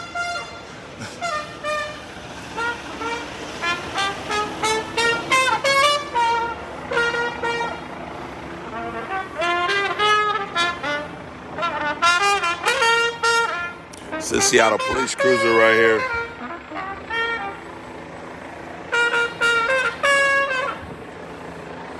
You missed me? These guys killed my friends. These guys killed my friends. You understand that? Tell us show us up.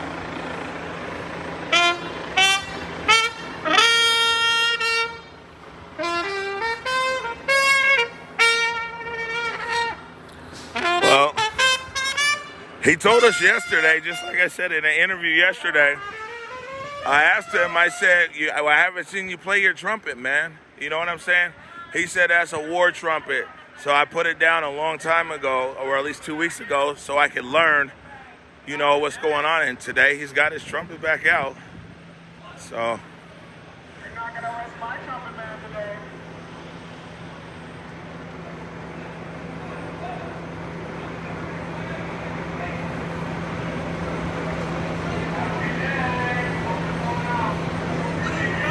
We see the cruisers leaving the scene.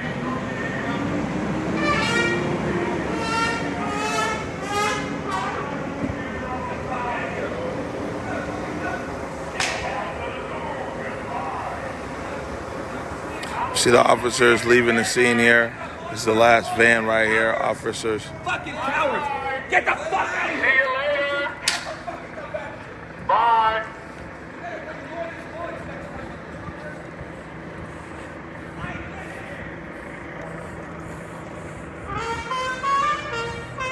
That's right, that's my trumpet man.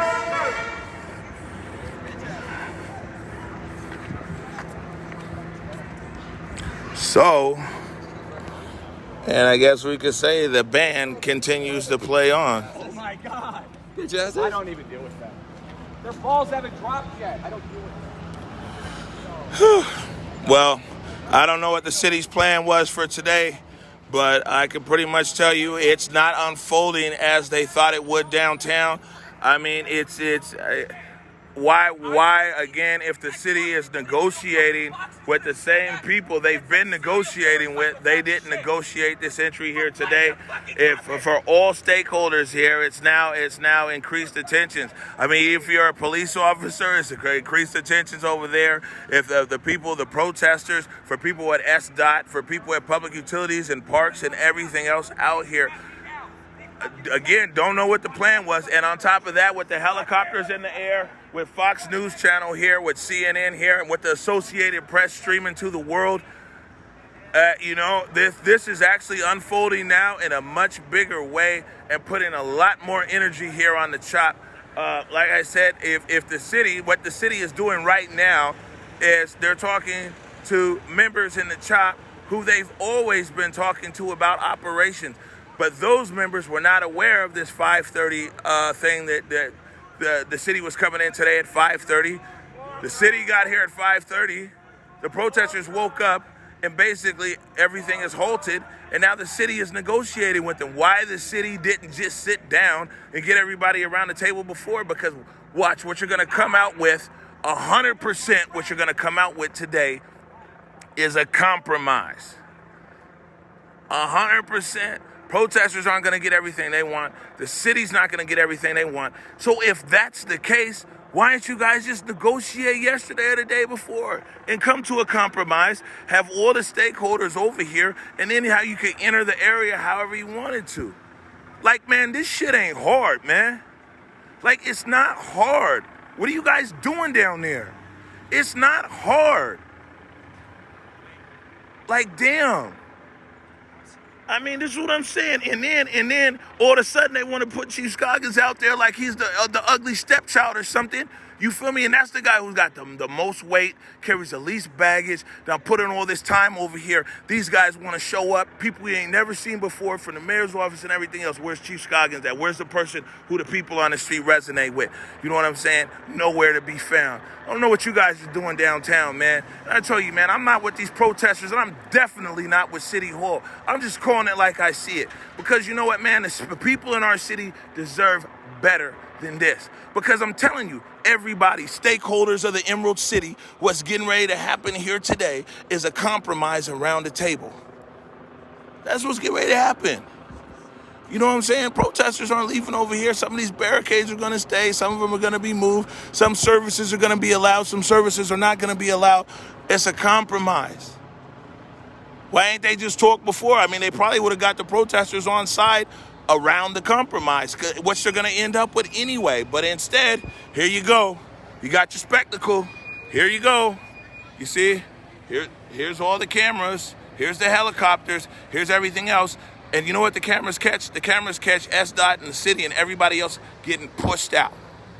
So, you know, man, I don't know who's in control of stuff down there, but, man, y'all got to get it together.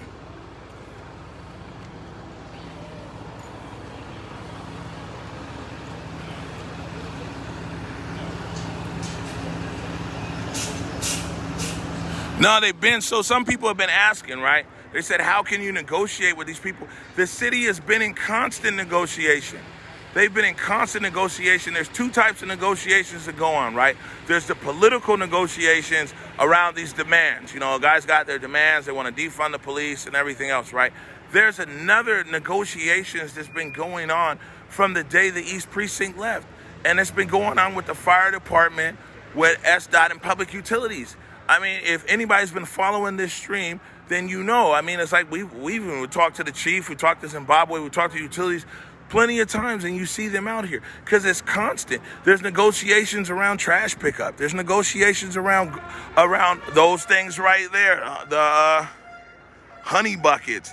There's negotiation around traffic pattern. There's negotiation around what time the lights can stay on or off over at Cal Anderson Park. So there's constant negotiation. You see what I'm saying? Those aren't political negotiations. You know what I'm saying? For the most part, those are operational and logistical negotiations which have been occurring. They've been occurring since the Seattle police left the East Precinct.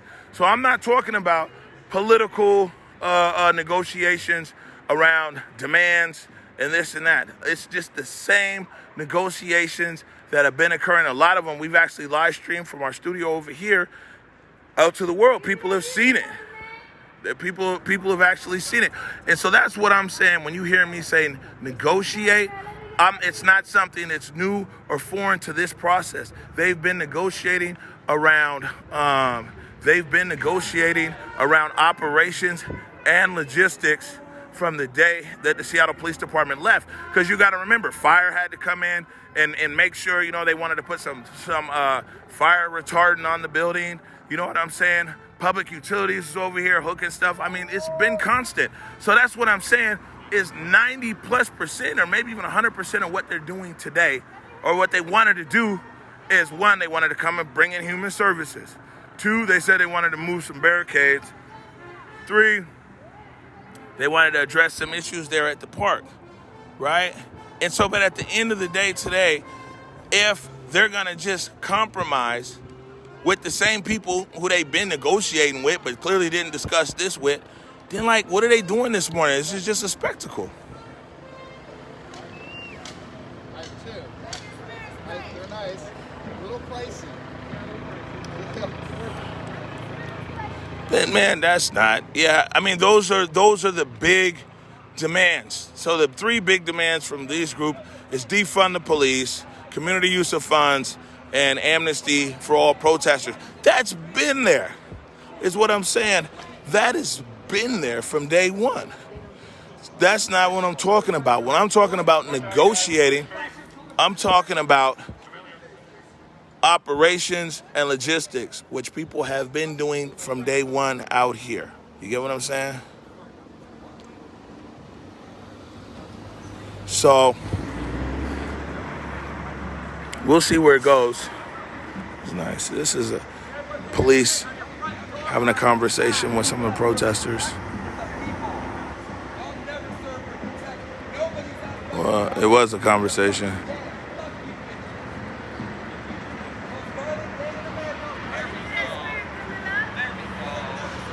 It's a medic. So it looks like we got a new crew of medics might be out here.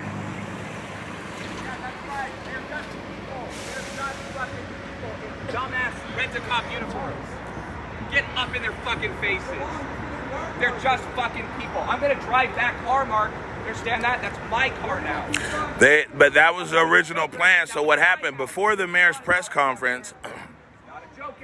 The mayor had her press conference and it reset the timeline. But down here on the ground, we'd already been hearing from people, very credible sources, that the water, the electricity was going to be cut off days before the mayor's press conference. But then the mayor had her press conference and she said that, you know, we want to be able to provide services and everything else. So the water and the electricity was not cut off when it was originally scheduled to be cut off, which was the date before the mayor had her press conference. That was the date that it was originally supposed to be cut off. So I think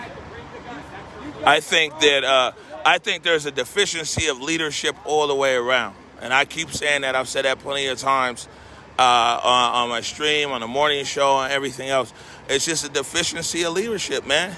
It's you know, guys, it's just anemic. I mean, these guys over here, the chop guys, you can't get somebody to this, who's that, who's whatever, you know what I'm saying? Demand shift, all kinds of stuff. The city representatives, you know what I'm saying? These guys, man, they sit in the city council district. They sit in District 3. You know what I'm saying? It's I mean, people voted for their representative. I don't see their city council representative. You know what I'm saying? Mayor's office, protesters. I mean, it's crazy.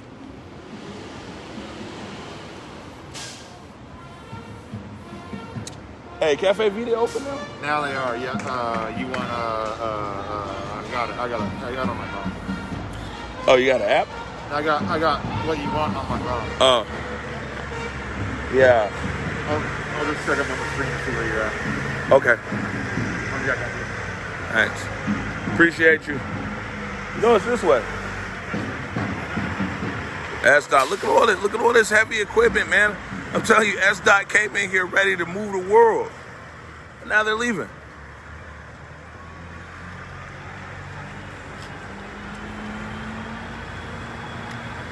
Wow.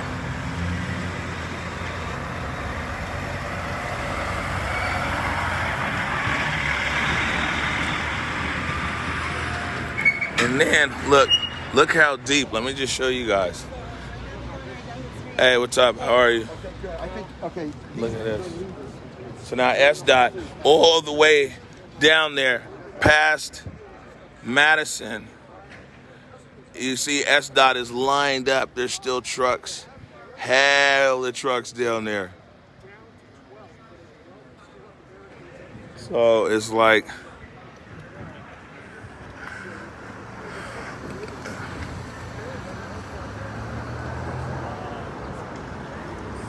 how's the garden going? Man, I saw the garden yesterday, actually. Garden looks dope. I gave a tour. We had some people from out of town. Brought them up, gave a tour. So let's go talk to some of the protesters. See what they're talking about.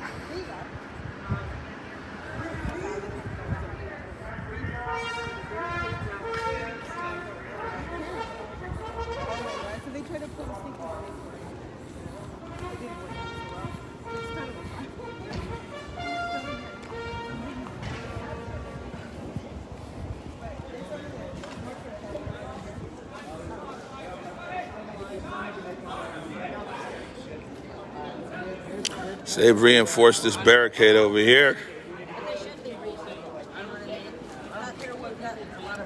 Cop fucking starts with live. There you go. Here's Dredd right here. Those people are sending a false message, bro. What's up, Dredd? They don't even know what they're doing, bro. Come on, bro. Yeah.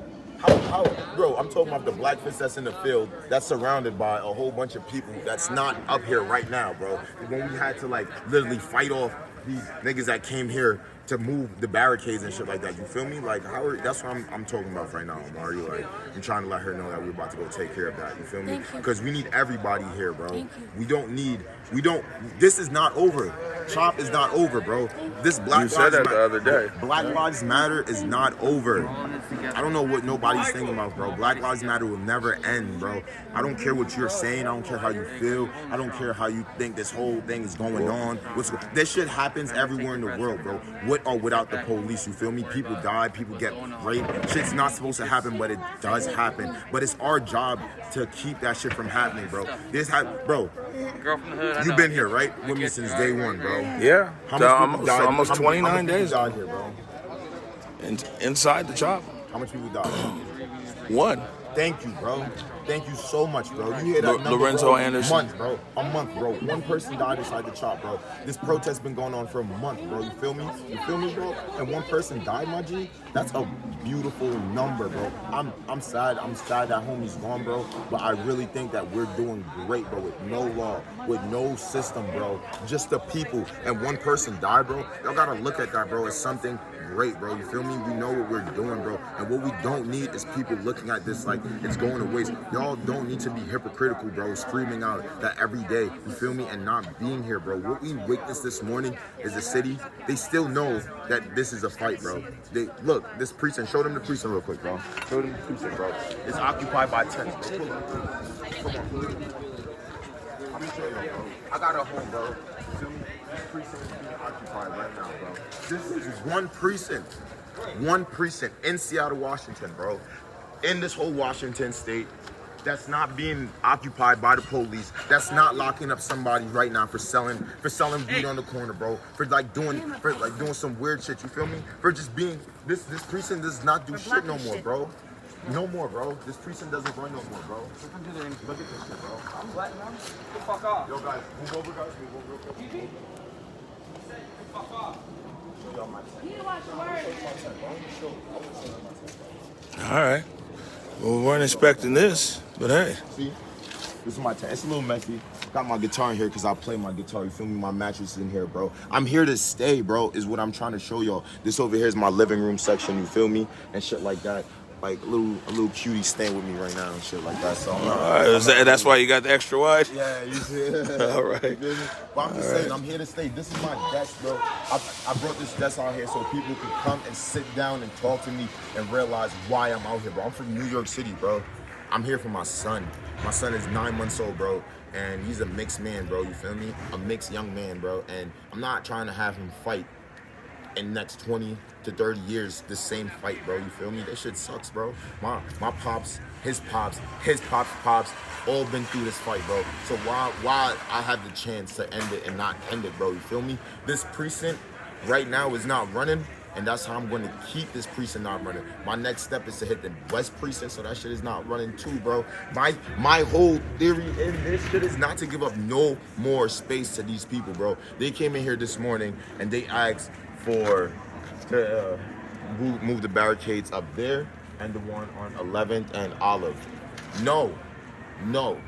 I told that man, you started with $1, bro, and you give somebody 50 cents, you're the one that's taking a fucking loss, bro. The point of winning is to gain, not to lose, my G. How are we winning this battle, bro? How are we winning this war, bro? Period, bro. If we're giving away what we started with, you feel me? We started with, we didn't even have these barricades, Omari, you feel me? I remember there was no barricade the day that the police left the East Precinct, and a week later, I was sleeping, bro, and I woke up in the morning, bro, and I see these fucking barricades. You feel me? Like, that's what I'm trying to say, bro. You don't do that shit, bro. You feel me? You don't do that shit. We gave them a little piece, and now they came back in here to try to open. We let them run cars through here. There's cars running through here, right? You've seen cars running through here, right, Mari? Yeah. Not now, anymore. They're trying to come in here now and have it open again, bro. Nah, you can't do that, bro. You can't do that. Thank you, black man. All right, man. Thanks for opening up. You know that, bro. I'm here, bro. Be safe. God bless you. My space so it look nice. Let me know. I'll bring Dan Simon from CNN back over here. All right. Wow. So we see people literally reinforcing the barricades. That's just unfortunate. Hey, what's up? How are you? You all right? You've been watching me? Yes, that first video over there. Yeah, I thought I was going to get some sleep today, but no rest for the weary, huh? Yeah, doing good. Yeah, you be safe. God bless you.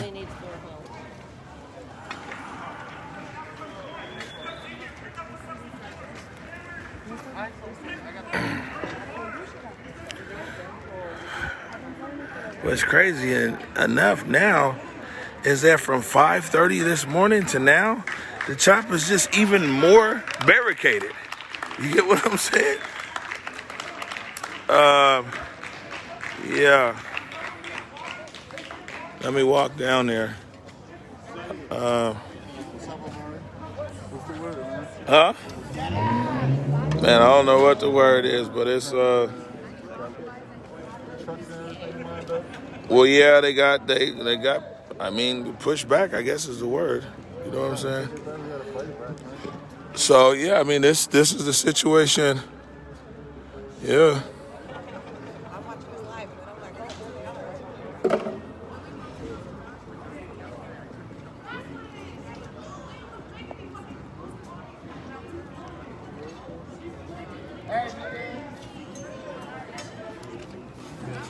So this is, I mean, we told you guys though that the other day when it was reported that that the chop was leaving, we told you then people are entrenched. We told you that they had food lines. We told you that they weren't going to go anywhere. We told you exactly what's going to unfold here, man. You know what I'm saying? And that's exactly what we've seen happen here. And to be honest with you, there's really no other way to put it this morning, man. The protesters pushed the city out. And the city's going to negotiate. My understanding, they're going to do some talking. You know, the big wigs are going to do some talking down there. And their plan is to come back out. And I think what we're going to do today is we'll do the morning show from probably right here in this, in the square. And we'll see who we can get on from the city to also discuss. Are you going to be here later on? Yeah, so I'm finna be off in like 15. Just want to be able to update everybody. So, again, what's occurring here is at 5:30 this morning. Let me set the scene. 5:30 this morning, SDOT, Seattle Parks Department, Seattle Public Utilities came into the chop area, began to dismantle the wooden boxes that were on top of the cement barricades that basically outlined the footprint of the chop. By 6 a.m., protesters had woken up, and I guess in enough numbers to put resistance to this movement, the movement of the city. And what we saw here on this stream, as you saw protesters actually laying down in front of the bulldozers and in front of the equipment. About 30 minutes after that, we saw a representative from the mayor's office, and we saw SDOT Director Zimbabwe and a few other people engaged in conversations with the protesters. And what they said is they're going to come back in a few hours. They're going to identify which barricades they're moving, which ones not to, which public services are going to be allowed in, and a few other things. And so, at this point, I guess we'll see exactly what's going to happen here with exactly what's going to happen here. But, I mean, one thing I can say for sure, and here's what I've been saying, and I just want everybody to just listen so I can explain this to you, is, what's up? How are you? Hi. Andre, did you catch when all the Department of Transportation stuff were out here at 7? Right It was 5:30, of course. I was out here. I got everything. Go check me out. You know what I'm saying? So listen, here's what I want everybody to understand, right? There's two lines, two streams of negotiation. So when I'm saying negotiation on this stream, I'm not saying political negotiation, as in demands, this, that, or whatever. What I'm saying is that they've been negotiating around logistics and operations since the police left the East Precinct. What do I mean? I mean that they negotiated where these porta potties are going to go and how they're going to get serviced, trash pickup. You're welcome. Be safe. God bless. Trash pickup. The lights over at the park has come on and off. All those things. They've been in constant negotiations about that.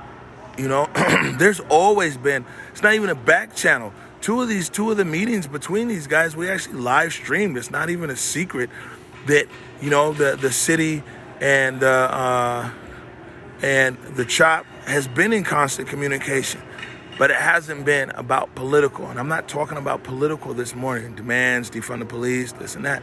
It's always been logistics, or you know, someone might bring some concerns, my resident might bring some concerns to fire or to public utilities, and then, you know, they'll come in because they have a relationship with the CHOP. It's always been an open channel between fire, SDOT, Seattle Public Utilities, and the protesters, like 100%. You know what I'm saying? Yeah, it's live. Hold on, I need to finish what I'm saying, though. It's the best thing about it being by phone and by stream. So those conversations have been happening. And so if today the city ends up negotiating and not getting everything that they wanted, and the protesters end up negotiating and not getting everything that they wanted, then why didn't they just negotiate in the beginning? I mean, it's like, I don't know. It's wild. What you got to say, man? You giving a shout out to the fam? Huh? I'm trying to get more support down here with the Juggalo family. Oh yeah, nah, you can't use the platform for that, bro. But you know, CNN's right over there on the corner, and then there's a guy from the AP. There's hella other people that are cool with that. You know what I'm saying? Yeah, like, so just letting people know is like, yeah, my joint is not. Yeah. What's up, Jay? Getting the art. They left the notes. Oh, they put notes on there for him? Yeah, they left them notes. They didn't leave any cookies, though. They didn't leave no cookies and milk, huh? They just left these notes. Yep. Well, we'll see. Yeah,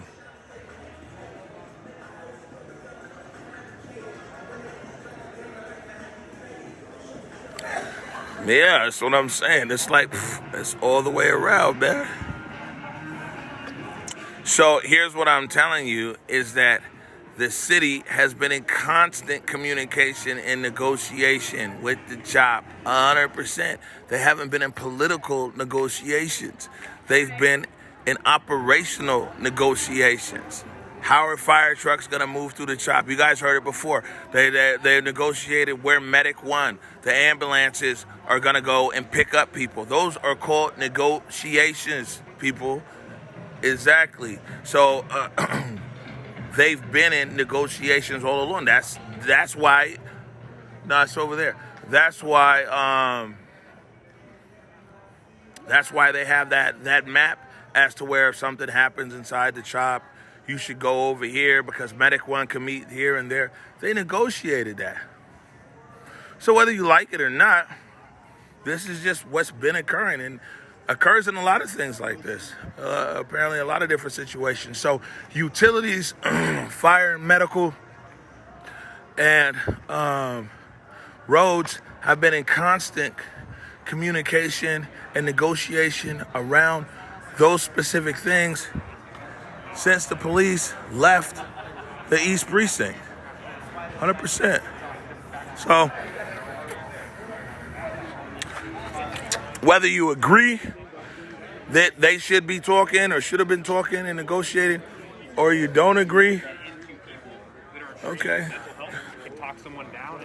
Check it out. Go to anarchistlibrary.org. Go to Old Crick on Twitter. CRICK. Hey guys. Reading material. Everyone needs to do some reading homework. Yeah. Okay, man. Got you. God bless, Omari. Yeah, God bless you too, man. Be safe out here. You know what I'm saying? So let me come back over here. We get a shot at the East Precinct again. So again, no matter how you feel, whether you think that the city is a good thing, they've always had a back. It's not even been a back channel. It's been a front channel. For people who've been following this, you know what I'm saying? We've been showing all along who's communicating with who and doing what. Guys are moving fencing into place over here. Or whether you're like, man, the city should have never. If you feel like that the city should have never, even they should have cut off power and cut off whatever. It's kind of difficult though because it's a residential. A long time ago. Either way, I'm just telling you what it is, and what it is that those three institutions in our city, fire, medical, and then SDOT and public utilities, they've been out here. They built a rapport. They've built, you know what I'm saying, within the organizers out here and everything else. As you can imagine, it's important that fire and medical, they have a way, because this is a residential area. There's people who live inside the CHOP who have absolutely nothing to do with the CHOP. So what if somebody has a heart attack? You know, they're just chilling. They're not with CHOP. They're not with anything. There has to be some kind of understanding between people inside the CHOP and Medic One of how they treat them. What are they supposed to do? Everything else. You see what I'm saying? So, and that's just one thing. So if you take a step back and think about it, that a lot of times on any given night here, once nighttime falls, there's more people who reside and pay rent in the residential area in the CHOP than the actual CHOP protesters. You get what I'm saying? There's actually, so I mean, you have to take the needs of, say, like, there's a Stout building right there, you know? Here's the Packard building over here. There's 12th Avenue Arts right there. All these people live in this zone. And so a lot of the negotiation that's been happening around logistics is on behalf of these people who are residents who live in the zone. What's going to happen if 911, you know, they have an emergency there in that building?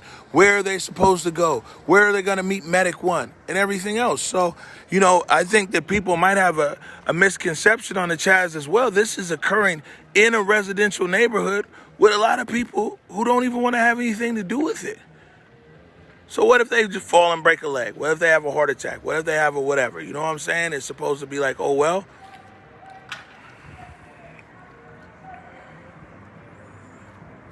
So,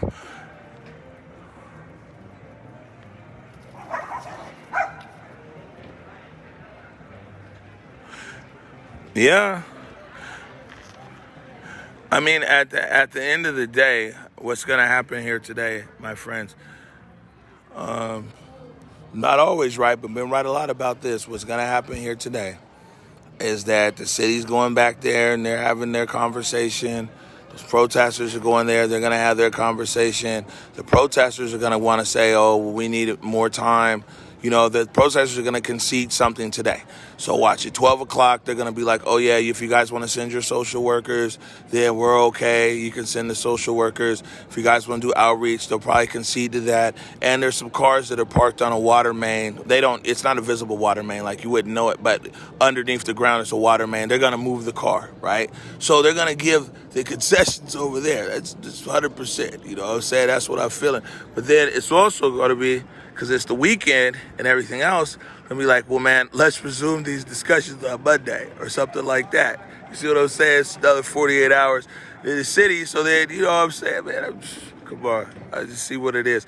So they might even tell them, like, for today, I don't know if they'll send a crew, though, for limited, whatever. They're going to send some people, and they're probably going to reduce the footprint on some certain streets. So all the barricades down there by the park, let me show you this. Not today. They're not giving it back. Somebody asked, are they giving back the police station? Not today. So some of the barricades down there that make that loop, then protesters will most likely give those back. And they're going to probably give back the far barricades right there on Pine, Nagel, and 10th. So when they negotiate, like I said, I think that loop, that's going to go. The city is going to reclaim that space. The city is going to reclaim on 10th and Nagel and Pike, or Pine, right over there. And then the city's going to reclaim the cement barrier that's also right there on 11th. Now, this is what I'm throwing it out there right now to see what's going to happen. But that's what I'm anticipating. We're going to meet again. Let's ask this guy. See what he has to say.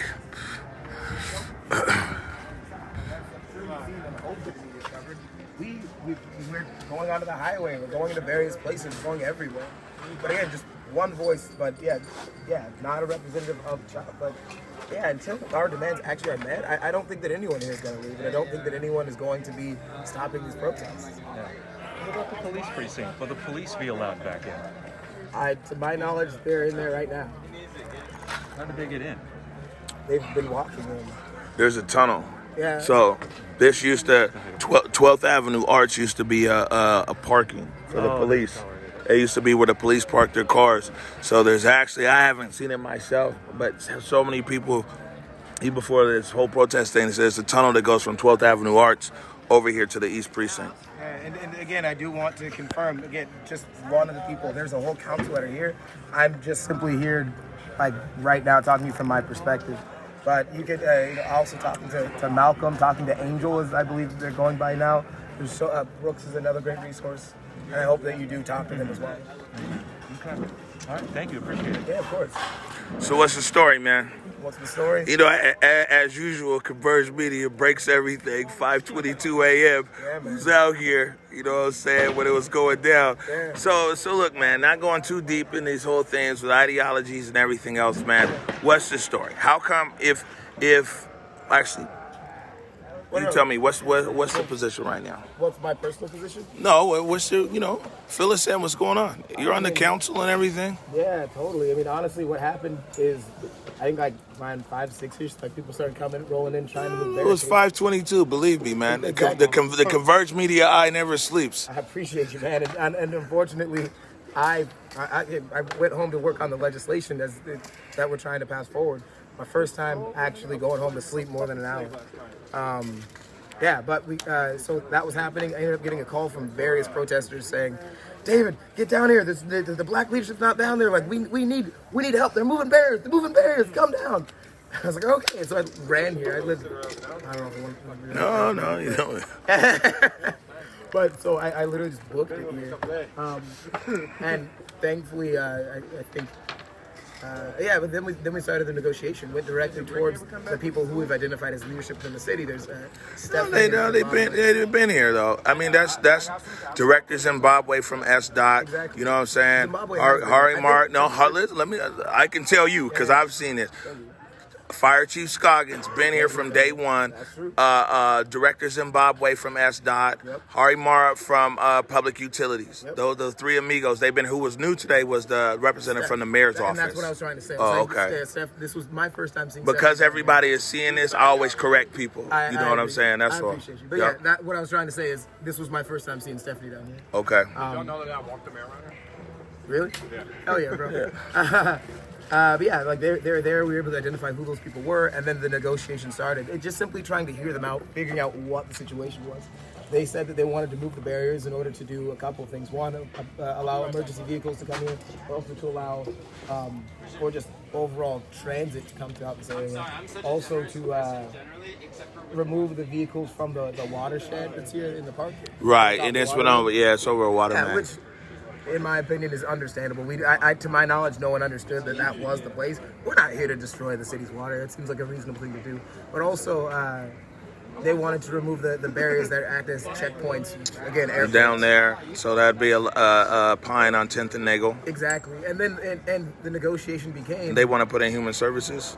They don't want to put in human services. They want to provide provide human services. Exactly, for the ever-growing homeless population that we've accepted as part of our community here. And I guess full and unilaterally, I think the decision became, it was myself. I don't know, can I say, I don't know whose names that feel comfortable. All right, so it's okay. So are you talking about from the city side? No, not from from your side. From the CHOP side, yeah. Oh, okay. I'm okay saying city side because they're all public figures, but protesters don't always like their names to be said. Yeah, but can I ask you something real quick? While we stop here, how come one of you guys just don't jump out here and be like, yeah, man, I'm the motherfucking man. Talk to me. So, how come it's always like, man, I defer back to this and defer back to that and defer back to this? I'm just letting you know because It's frustrating not only for media and for everybody else who's in the city, and for the city, but also the people that are in there for negotiations. How come somebody's like, man, I'm putting this on my shoulders and I'm gonna carry it through? You guys always defer. And no, for no offense, brother, but no, it's okay. And because you've been here from the I've been here from the very beginning. What I've always said is, I can only speak for myself. Hold me accountable for everything. Genuinely. That said, I also say that I want to congregate the views of the people. Individuals all need to be represented at each of these discussions. That's why even in the interviews that you saw, I'm sure there were the 3 people who stood in the center talking about this. And all 3 of them have differing opinions as to the exit of CHOP, as to the division of CHOP. That said, we continue to represent the people. I know that sounded kind of... I know if I could give some advice, and I'll be honest with you, I saw it in the Chevy commercial, I think, years ago.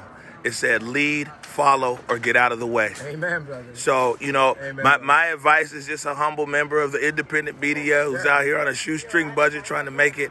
Yeah, bro. Somehow, people got to lead, follow, or get out of the way. Because right now, I'm just letting you know that the whole, we need to go and do this and that, man. I'm just saying it needs to emerge out here from the ground. This is my advice. I'm not with you guys. I ain't no protester. I'm not with any of this. Yeah. But, I'm just trying to cover a story. But I am saying is that, one thing I am, though, is the post of the people outside of CHOP. Because I'm in the comments, people Twitter me, they email me, everything. So I've literally got my finger on the post of the people in the Emerald City. And this is what I'm saying is like people are looking for somebody to come and be like, yeah, I'm putting this on my back. Absolutely. And you genuinely do have that. Like we are here. Something that I actually just apologized to people just a couple of days ago and the protesters here is that lack of communication. As the person whose words did inspire a lot of this, I do feel responsible for a lot of these things. Well, then if you're going to be responsible, then own it then. Saying you're responsible and owning something don't mean shit. I'll be honest with you. You know what I'm saying? Yeah. Somebody needs to own something. You know what, man? It's different because I'm not trying to push a political movement, but you know what, man? We took a big, not even a gamble. We stepped out here saying, how can we cover as somebody who has the smallest amount of resource in media in this whole city? In this whole city, the smallest amount of resource, the smallest staff, the smallest everything. We were like, man, we're going to own it. And you know what? It all begins and ends with me. This shit fails, it's Omari's fault. You know what I'm saying? And guess what? If it succeeds, it's all the great people at ConvergeMedia. It's not even on me, but I own it. Amen. And you know what I'm saying? If I mess up something out here, I own it. Amen, you know what I'm saying? Where's the ownership over here on you guys' side? Where's the sense of commitment? You're committed to being here in front of this precinct, but somebody has to commit to take ownership to this. And I agree with you. That's what I'm saying right now. I commit to all of that aspect. Again, my words are the things that inspired a lot of us and asked the people who were originally protesting to even come to the East Precinct to begin with. And you're right. There has been this aspect of not hiding, but absconding from some of that heat that comes with that leadership. I've only been here responsible for the people, but there is the division that we've had is because no one has necessarily stepped up. That said, I would say the best way, in my opinion, to lead is to listen. Being a servant leader is the best way to make sure that we as a people are represented. And I will always listen to the people. Man, let me tell you. But I'm telling you right now, Omari, I'm telling everybody, if this goes south, it's David Lewis's fault. So what? That's part of being out there. Exactly. Hold on. That's what you just said. You know what you're saying. You know what you're saying. You're saying the same thing that so many small business entrepreneurs do. They put themselves out there. They might go and borrow a loan. They open a business, and if the shit succeeds, it's great. And if it fails, guess what? It's on them. There's so many people in our society every day that take a risk, but they put it all on their back, bro, and they own it. So what? So people are scared of failure. Guess what, man? You know what people are saying right now about me? They're like, man, Omari is doing this, Omari's doing that, Omari's doing this, that. You know what I'm saying? I worked a whole career overseas that people here don't even know about. Lived in the Middle East and Africa and everything else. Today, people are seeing a victory around my reporting. But bro, I've got tons of losses. I got tons of losses, bro. What's happening? You can't be afraid of a loss if it's something that you're going to go. I'm not afraid of a loss. I'm not saying you personally. I'm saying generally. I agree 100%, and I think that speaks to the dedication of everybody. Go tell Eagle Sim we found the future Crystal's champ. Coach, how Eagles said. That doesn't make an emergency. Yeah, that's just something else. No, I mean, but it's brother, here's the thing. As listening to the people, there are individuals who want to be in this leadership role, and we should like give them that opportunity. I myself have had the gift of being the gift and privilege of being. You know what I'm gonna tell you though, and I will own up to that. There's people wanted this council, so we're facilitating that council. So, what I'll say this is two different things, and I'm not attacking you, and I don't want you to take it like this. It's like, you know, one thing I can say is that us, ConvergeMedia, we're not learning on the job. We know this shit. We know it forwards and backwards, whether we've always had the money to do it and the resource. We're not learning on the job. How are people out here? I'm not saying you per se. I don't know. I need to talk to you more. There's people out here. Hold on. But how unfair? Hold on. How unfair is it? How unfair is it to not even the mayor and the city council? How unfair is it to the people of the city of Seattle that some people are out here learning on the job? I promise you, man, we're not learning on this job. You guys are, yeah. Okay, man, like, again, you were there from the day one. I think at least from day two. No, hell no. I was there from the Friday. That's when it really, you better get it right. Don't be getting funny up my character timeline out here, man. I know, I'm just saying, but from this movement, right, like this little thing that started with coming to the East Precinct, that was that Sunday. And I know that you I was in that march to the East Precinct. This guy, his eye is bleeding there. That's Henry. Keep going. No. No, he's got to go to medical care.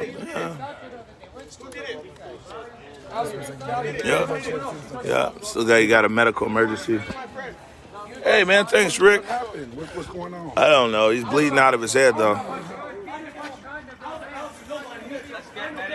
Oh, that don't look. Oh, shit. Whoa.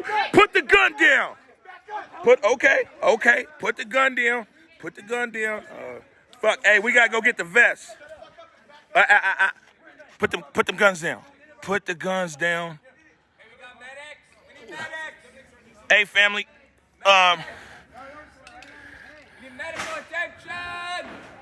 Hey, first of all, we need to put these guns up. Who's over there with the vest? Back up!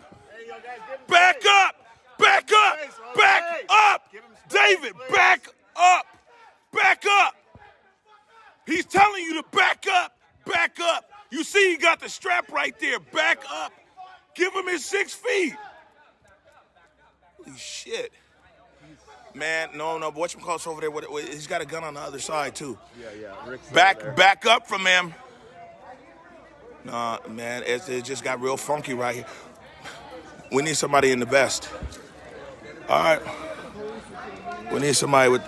Do we have anybody in? Let me get the keys.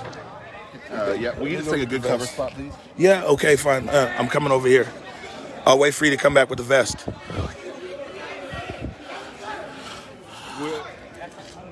Any of the blue ones are yours? The big blue one. The big blue vest is mine.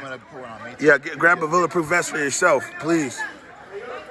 So, just like that.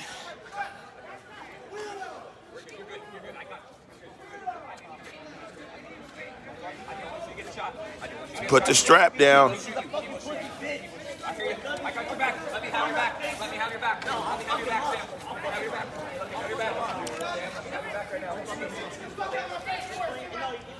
Look, man, dude telling you to back up. He got the strap.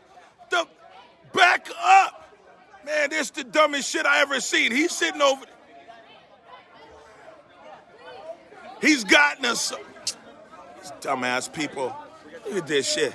Hey, youngin. Hey, youngin. Hey, it's all right. He came out with gun. Okay, I know he got the gun. But that's not the first or the last gun you'll probably see. It's all right. It's okay. But guess what? Right now, he got the strap. And you know what that means? That means everybody's going to calm down. That means nobody says you were. But you know what? you might not get hit. It could be me, my fat ass over here filming. So that's what I'm saying. We know you a tough guy. I know you ain't scared of the gun. You know what I'm saying? It's just for other people. That's all we trying to do. It's okay. No, it's guys understand. Guys understand. It's okay. It's all right. Let's deal with it another time. It's all right. It's okay. It's okay. It's all right. It's all right. Let's calm down. Let's calm down. There you go, bro. Let's go. Man, you know what? You'll live to fight another day. There you go. Let's calm down. Let's calm down. There you go. Give him his space. Yep. Let's give him his space. He's not answering no questions. There you go. All right, family. Hey, let's just give everybody. Let's just give him. Yeah. There you go. It's all your space, bro. That's your space. You have your space. Come on. Let's. My friend with a weapon you stole out of my truck. It ain't even a weapon. Let's let this go, man. You guys, man. Motherfucker, you're stealing. You hit my friends with weapons you took. This ain't a weapon. Jesus It's a Christ. motherfucking tool. Get it right. If you want a weapon, go buy one. This is not a weapon. You gotta put it on over my head. Sorry. No, yep. Just put it in over my head. Other way. A sticker goes out in front. Hey, look. Hey, look, man.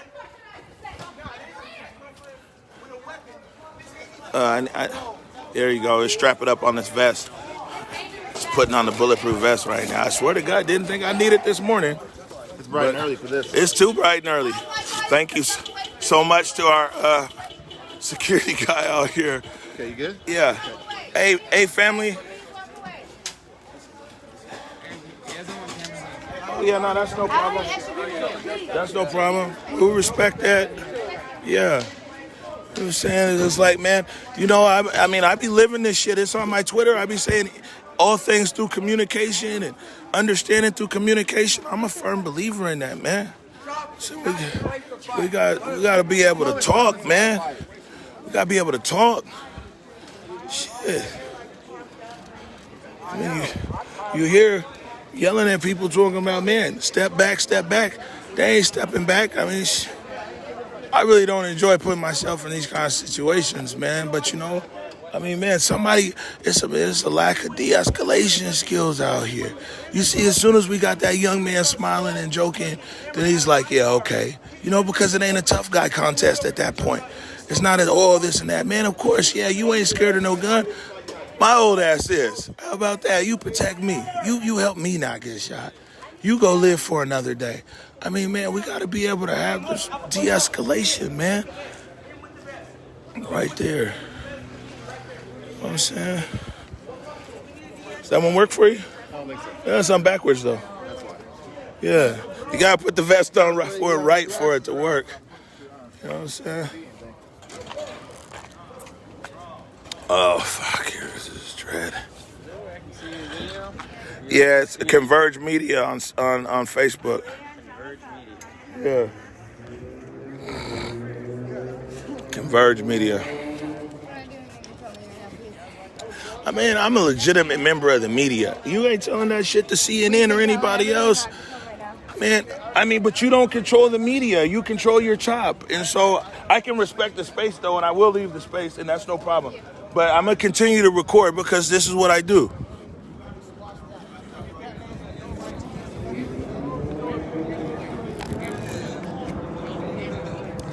So, we've been asked by some of the protesters to not film inside in the area over there. And be honest with you, it's like, man, you got to know what fights to fight. And there's not really anything at the moment that has like high production value to be filming inside. Popping over here though, the precinct. Whew, man.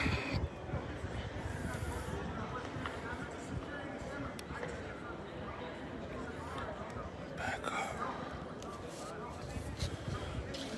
What time is it, Jake? 8:44. 8:44 a.m. Coffee and bulletproof vest. Welcome to the chap. Yeah, no.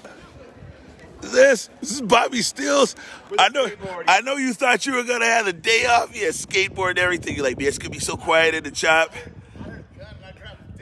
Oh, so as soon as you were watching on the stream, just chilling, and then as soon as you heard "good," that's why we love Bobby Stills. Let the juggalos speak, man. They're going off on you. Are they? Homeboy was like, yo, man, I'm just trying to call the juggalos down here. Like, we're not talking about that right now, sir. CNN's over there. Dude, yeah, I'm giving them a bigger platform. It's like, and then the juggalos is going off. Whoop, whoop, family. They let the juggalos speak, man. And he still got on and we called action. It might have only been 5 seconds, but. You know, the thing is it's like, we got our news story when it works in there. You know, it works in there. So you're speaking on behalf of the Juggalos? I'm not speaking on behalf of the Juggalos. Yeah, Bobby's a Juggalo representative. Can we get that on the screen, please? They're Hey, speaking of, I mean, you know, there's a call to action right there, right?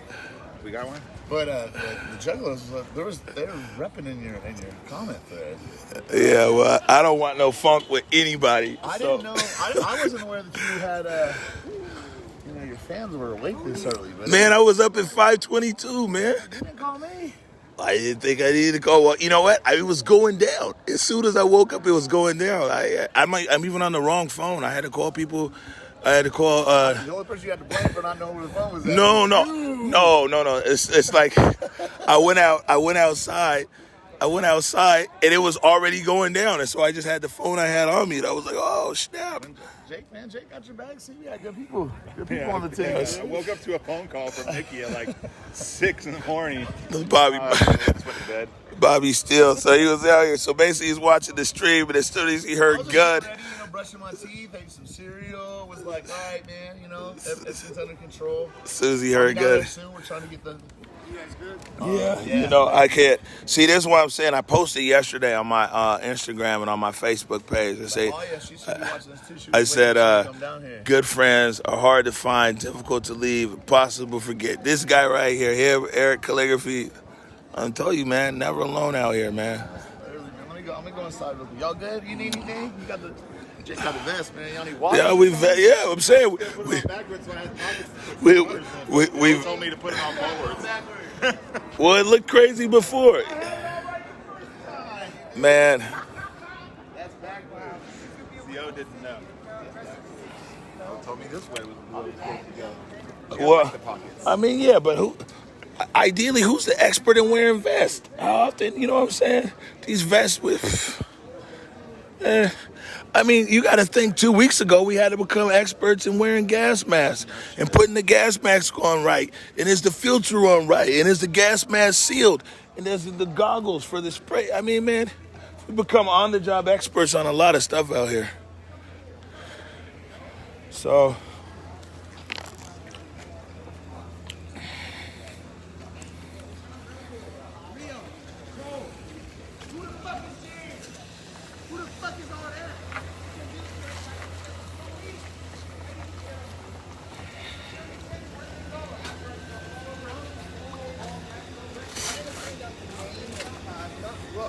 What's the name of the other gentleman that was negotiating? Remember? What, protesters? Yeah, remember we had it was Rooks, the chief of staff. No. So, okay. So you had, Rooks.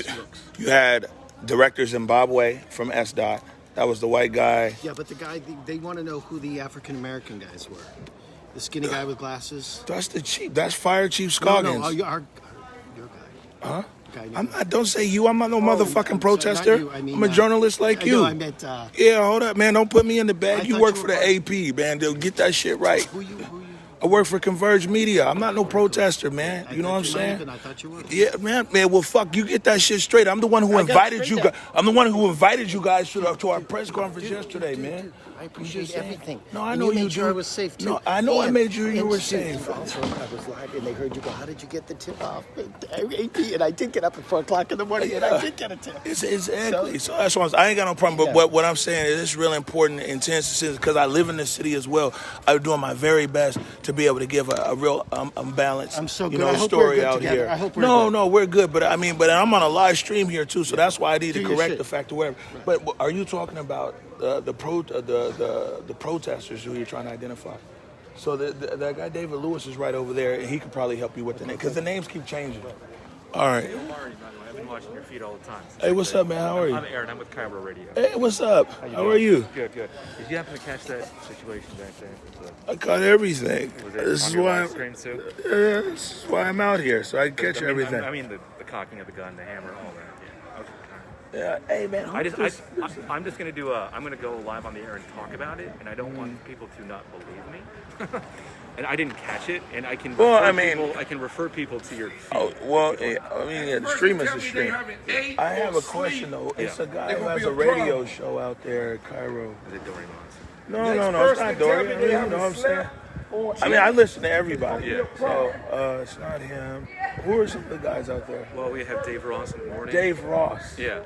Yeah, no, He Dave uses your stuff all the time. Yeah, Dave Ross has said something. When you see Dave Ross, man, tell him I said hello. I will. I never met him before or right anything. now, If Dave Ross, if you out there, man, Cairo Radio. You know I'm a radio guy. It's just started, man. Yeah. You know what I'm saying? Yeah. College radio and some of my first jobs. Me too. Yeah, some of my first jobs were in radio. You know what I'm saying? Even when I was living overseas, I was in radio in Tanzania, in Kenya, a few other places. So I'm a radio guy first. Right on, so you see Dave Ross, you tell him I said hi. I will. All right.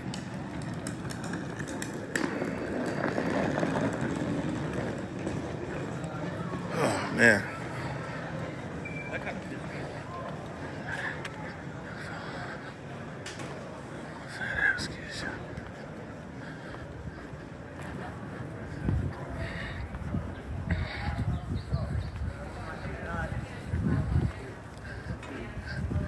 Hey, man.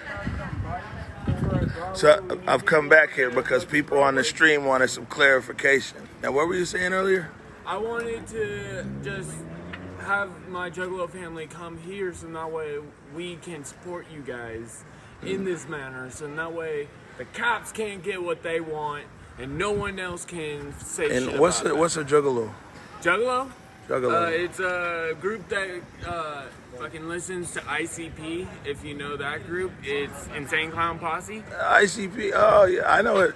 Now I can't tell you I know any of their songs, but I do know they're Insane Clown Posse. Yeah, so technically the government's been on us for a long ass time trying to say we're gang members when entirely we treat each other like family.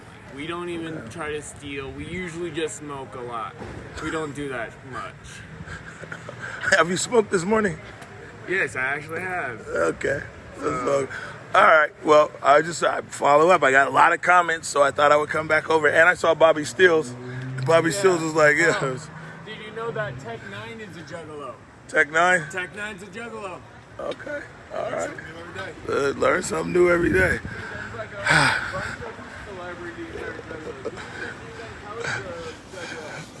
Some Illuminati shit. Nah. Is today Pride? Today's Friday. Is it Pride? This weekend is. So it's Pride. Yo, this is going to be nuts. This is going to be nuts. Cal Anderson is fit to be, oh my God, man. This is going to be a wild one.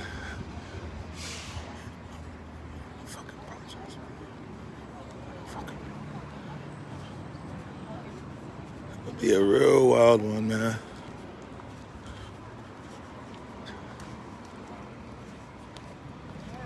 Yes, sir. Thank you. I appreciate it. Thank you so much. So what we're going to do now is we're just going to head westbound on Pike Street, actually, from 12th down to 11th. And then we're going to bust a right and head back north on 11th. So, man, very interesting morning here, man. You know, there was a lot of tip-offs, though. I mean, it was quiet. I got a lot of messages last night, and some starting throughout the day that said that the city was coming at 6:15. But, you know, like, the breakdown is if you know somebody's coming at 6:15, well, I mean, if that's the leaked information, they're probably coming at, like, 4, you know what I'm saying, or 5. Because if that's the information that's leaked out, I mean, you know, these guys know that everything leaks. Oh, yeah, they put it out there. So it's like, 6:15. But actually what occurred is that SDOT, Parks, and everybody else had arrived around 5-ish. And then they started dismantling and staging around 5:20-ish, 5:30-ish.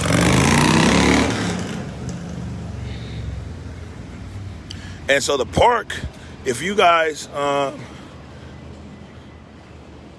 they just repainted this. So now we're gonna head northbound on 11th. The park is supposed to be closed after 2 o'clock today. And so that was another thing. So we saw a sign earlier that Parks had put up, and it said that Parks Department was closed, or that the park was closed temporarily today at 2 p.m. And, you know, what I brought up there at that time, this was like 5:30 this morning, what I brought up at that time was I was like, okay, well, 2 o'clock, they're saying the park's closed. Then at 2:01, that kind of leaves it open to either loitering or unlawful assembly or something like that, because they didn't have a posted time, you know what I'm saying, and saying that the park is closed. So they had the signs up. It said 2 p.m. They were going to close it.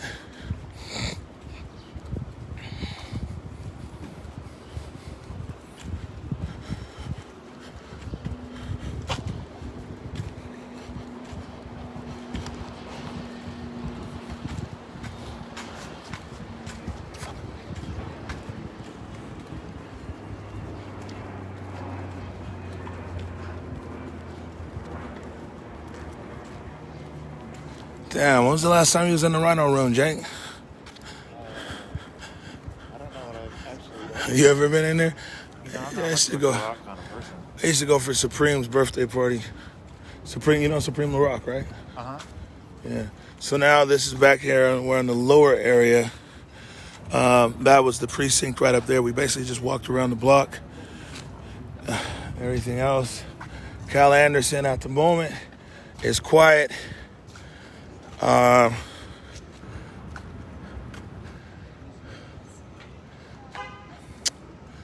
These guys are wild, man. I don't know what to say. So what I can say is a few things. We have our morning show at 11. For you guys to follow us there. We are doing a morning update show at 11 a.m. I'll see if I can get some of this footage out and edit it before then. We might actually do the morning show earlier today. That's 11 a.m. You can find it right here and a lot of other Facebook pages and online and everything else. But let me set the scene for you one more time before we get out of here. At about 5:30 this morning, right there where you see the western barricade, and then also along these barricades right here, SDOT was disassembling the boxes. They also had the bulldozers in place to move the cement barriers. They posted a sign over here at Cal Anderson Park that said the park is temporarily closed at 2 o'clock. And they began to try to deploy their human services into the park.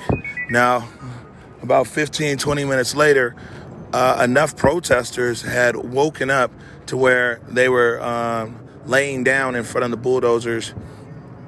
SDOT had called it off as a representative from the mayor's office. Stephanie is her name, and unfortunately I don't have her last name in front of me.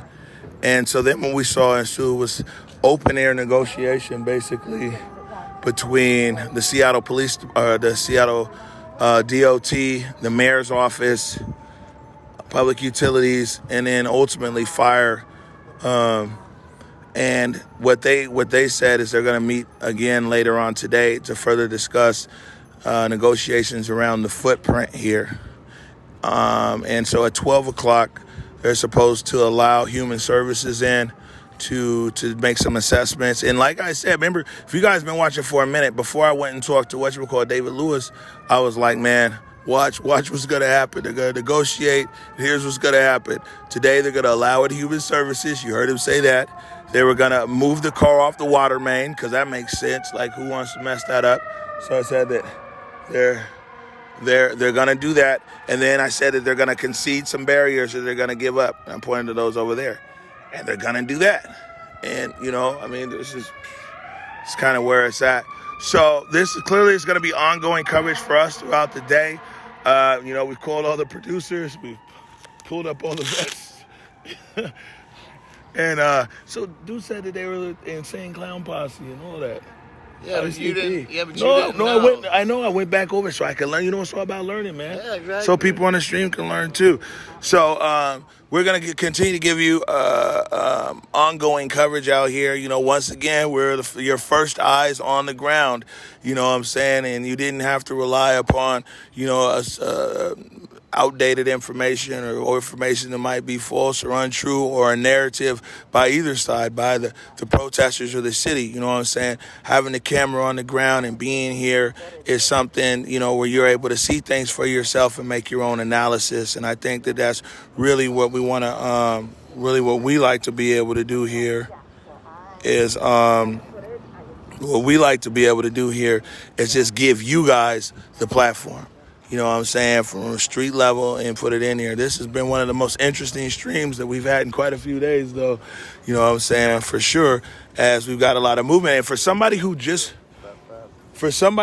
woke up right now, if they were just waking up right now and then they're looking around the shop, they would swear nothing happened this morning at all, because that big SDOT presence that was here, Seattle Parks presence that was here, public utilities, all those guys that had presence, trucks everywhere, workers everywhere, it's all gone. So, I mean, I don't know. If somebody hit the alarm button at 9 a.m., they'd be like, oh, it's just another day in the chop. Because all of this happened between 5:30 and about an hour ago. And so guys are out here probably like, what's the big deal? I don't see anything. I got reports out of text message and the light said they'll be there at 5:15. Yeah, they were here. They were here right at 5:15. So we're gonna continue our coverage throughout the day. I appreciate you guys that took the time to join us on the stream right here, man. Also, you know what I'm saying, if you appreciate what we're trying to do over here, please feel free to donate. There's a link down there in the bottom, you know what I'm saying, or just spread some love. That's all good too. And you know what I'm saying, positive energy is always accepted. So, you know, donations ain't always in the cash sense. You know, you got something to say? Hey, we just wanted to clarify. This is another representative of the council that's here. It turned out they're like on the media. I just got a call for someone trying to say that I'm somehow the leader or something. So we did want to again clarify. So hold on. I was actually getting ready to press the finish button, but so I'm glad you got. Come over here in the shade though. You'll get it. You'll get a better shot. Oh man, you got hit on the Twitter. What'd you say? Yeah, man. Like, and you have to speak up a bit because we usually have the mic out here, but I just ran out, so you got to speak up a bit. Just want to clarify. We just got a notification from someone saying that ConvergeMedia, like someone at ConvergeMedia, was saying that, like, I was saying that I'm just the unilateral leader, which again, absolutely, not. Absolutely. We both heard our conversation. Yeah. Because then right after that, it got funky over there, and I didn't mention you again. So we both heard the conversation. Yeah. So I'm just letting you know, and I'll give you a platform to say whatever you want. I'm telling you that whoever's telling you whatever is gassing you. Okay. Maybe not intentionally, but they're gassing you because we both sat here together and you said what you had to say. And right after that, it got funky and I moved on to a whole nother subject. Yeah. So whatever came out your mouth and we both discussed together. Brother, man, social media, I had to stop looking at a lot of stuff, but it's all good. But hold on, that being said, because, we need to keep my journalism intact. So if anybody's telling you that, Converge said this or that, they're gassing you. And it ain't even premium. You know what I'm saying? And so that being said, because, here you go. I'll let you say what it is you want to say, but ain't nobody going to sit here and make nothing up on me. Here you go. Understood, brother. And all I'm trying to do is relay the aspect of the true rapid nature of social media, bro. And that's the problem. That's why we need to have all these cameras watching us all the time. That's why, thank you for keeping all of us accountable. Get it? Just wanted to clarify, because even that one blip, can't let that last. This is not a unilateral leadership. This is not any sort of anything. This is Angel, one of the individuals who's part of the council that are making decisions and listening to everybody. It's not me just here doing all this nonsense. And even I said in the you never said that. I said to you, exactly. You never said you were the leader. I said somebody needs to take ownership and be out there. That's what I said. So like I said, even with somebody saying that, that's this. So it's all good.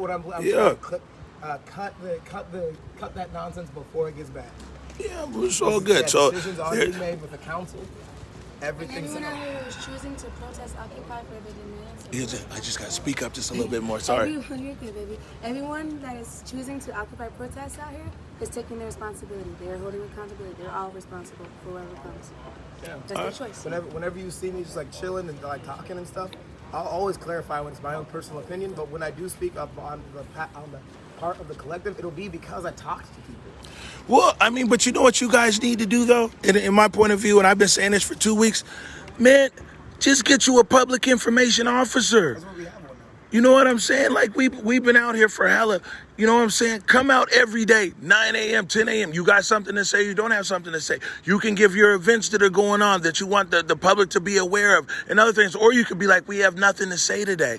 You know what I'm saying? It's like, but no, not all I'm saying is, the media, on behalf of the media, we've been asking somebody, please present a public information officer. They ain't got to be like all deep in the title, but one person, and then won't nobody even talk to nobody else. They'll talk to that one guy or one person. Angel and myself, Brooks were the people who were the three, but there's also some that people did not see beyond that. Yeah, we talked about that just this morning. But you guys, so here's what I'm saying is that the mayor, the city council as a whole has a public information office. You see what I'm saying? So a counselor might say this, say that, but you know, you can go to their one person and get their information. Okay, well, we look forward to meeting them. As the person who's been here, like you've been here from the beginning when we started this, right? Yeah. It's an organic growth, organic Yeah. It's myself, and then like, well, again, we're fucking civilians fighting for freedom. It's not a fucking office. that is true. I'm just saying, but it's a learner. But there has to be a. But the thing is like here. But here's the other thing. It's like, yeah, you're civilians fighting for freedom. Okay, that's granted. But goddamn, I'm sure you guys got a following. Put a following out. There's hella people that support you guys that ain't here. They ain't got to be here. That do press releases. Exactly. And to that point. And then the expectation is as well, though, is that you got to expect that the media is going to follow just like water as well. And as I was trying to say, this really was this organic growth. I understand. When we went to the mayor, when we found out exactly where she was going to be, and we marched with 7,000 people, right. It was just myself and another person, like just chilling up there. Okay. And what did I ask? I asked everybody, if you have community representatives, share them with us. Right. Now, a couple of people have stepped up. This young woman, like my side, is one of those people. Okay. Now we have a council that we can represent the protesters that go forward. Okay. All right. I asked for people to come, and now they came up. Okay, that's what's up. So I'll run with that, and whoever your public information person is, man, just put them in touch with me. You know what I'm saying? We'll be doing ongoing coverage throughout the day, and what I will say is this: is that the morning show is there from 11 to 12. If you guys want to come on the morning show, if you or council or PIO or whoever, platform is right there. Morning show's there at 11. So, you know, if you want to come through, just be out here. Actually, we're probably going to be broadcasting before 11. We'll be out here. Just come through. And, you know what I'm saying? More than happy for you guys to come and talk about whatever the situation is on your side. But did you hear what I said? Is that our morning show is there from 10, I think it was from 11 to 12, but we'll be doing it a bit earlier today. So if you guys want to come through or whatever, more than welcome. Say whatever it is that you want to say. But you better know my report and be on point. I'm out of here. Whoever's pressing gas on Twitter, man, throw some water on them. All right. You know what I'm saying? Like, whoa there. You know, somebody on social media said that Omari and ConvergeMedia said, like, come the fuck out of here, man. You know what I'm saying? Y'all stop playing games with these people, man. You see they already out here. It's a tense situation for them and everything. And somebody sitting over there, you know what I'm saying, in their crib, feet up, chilling, and they just put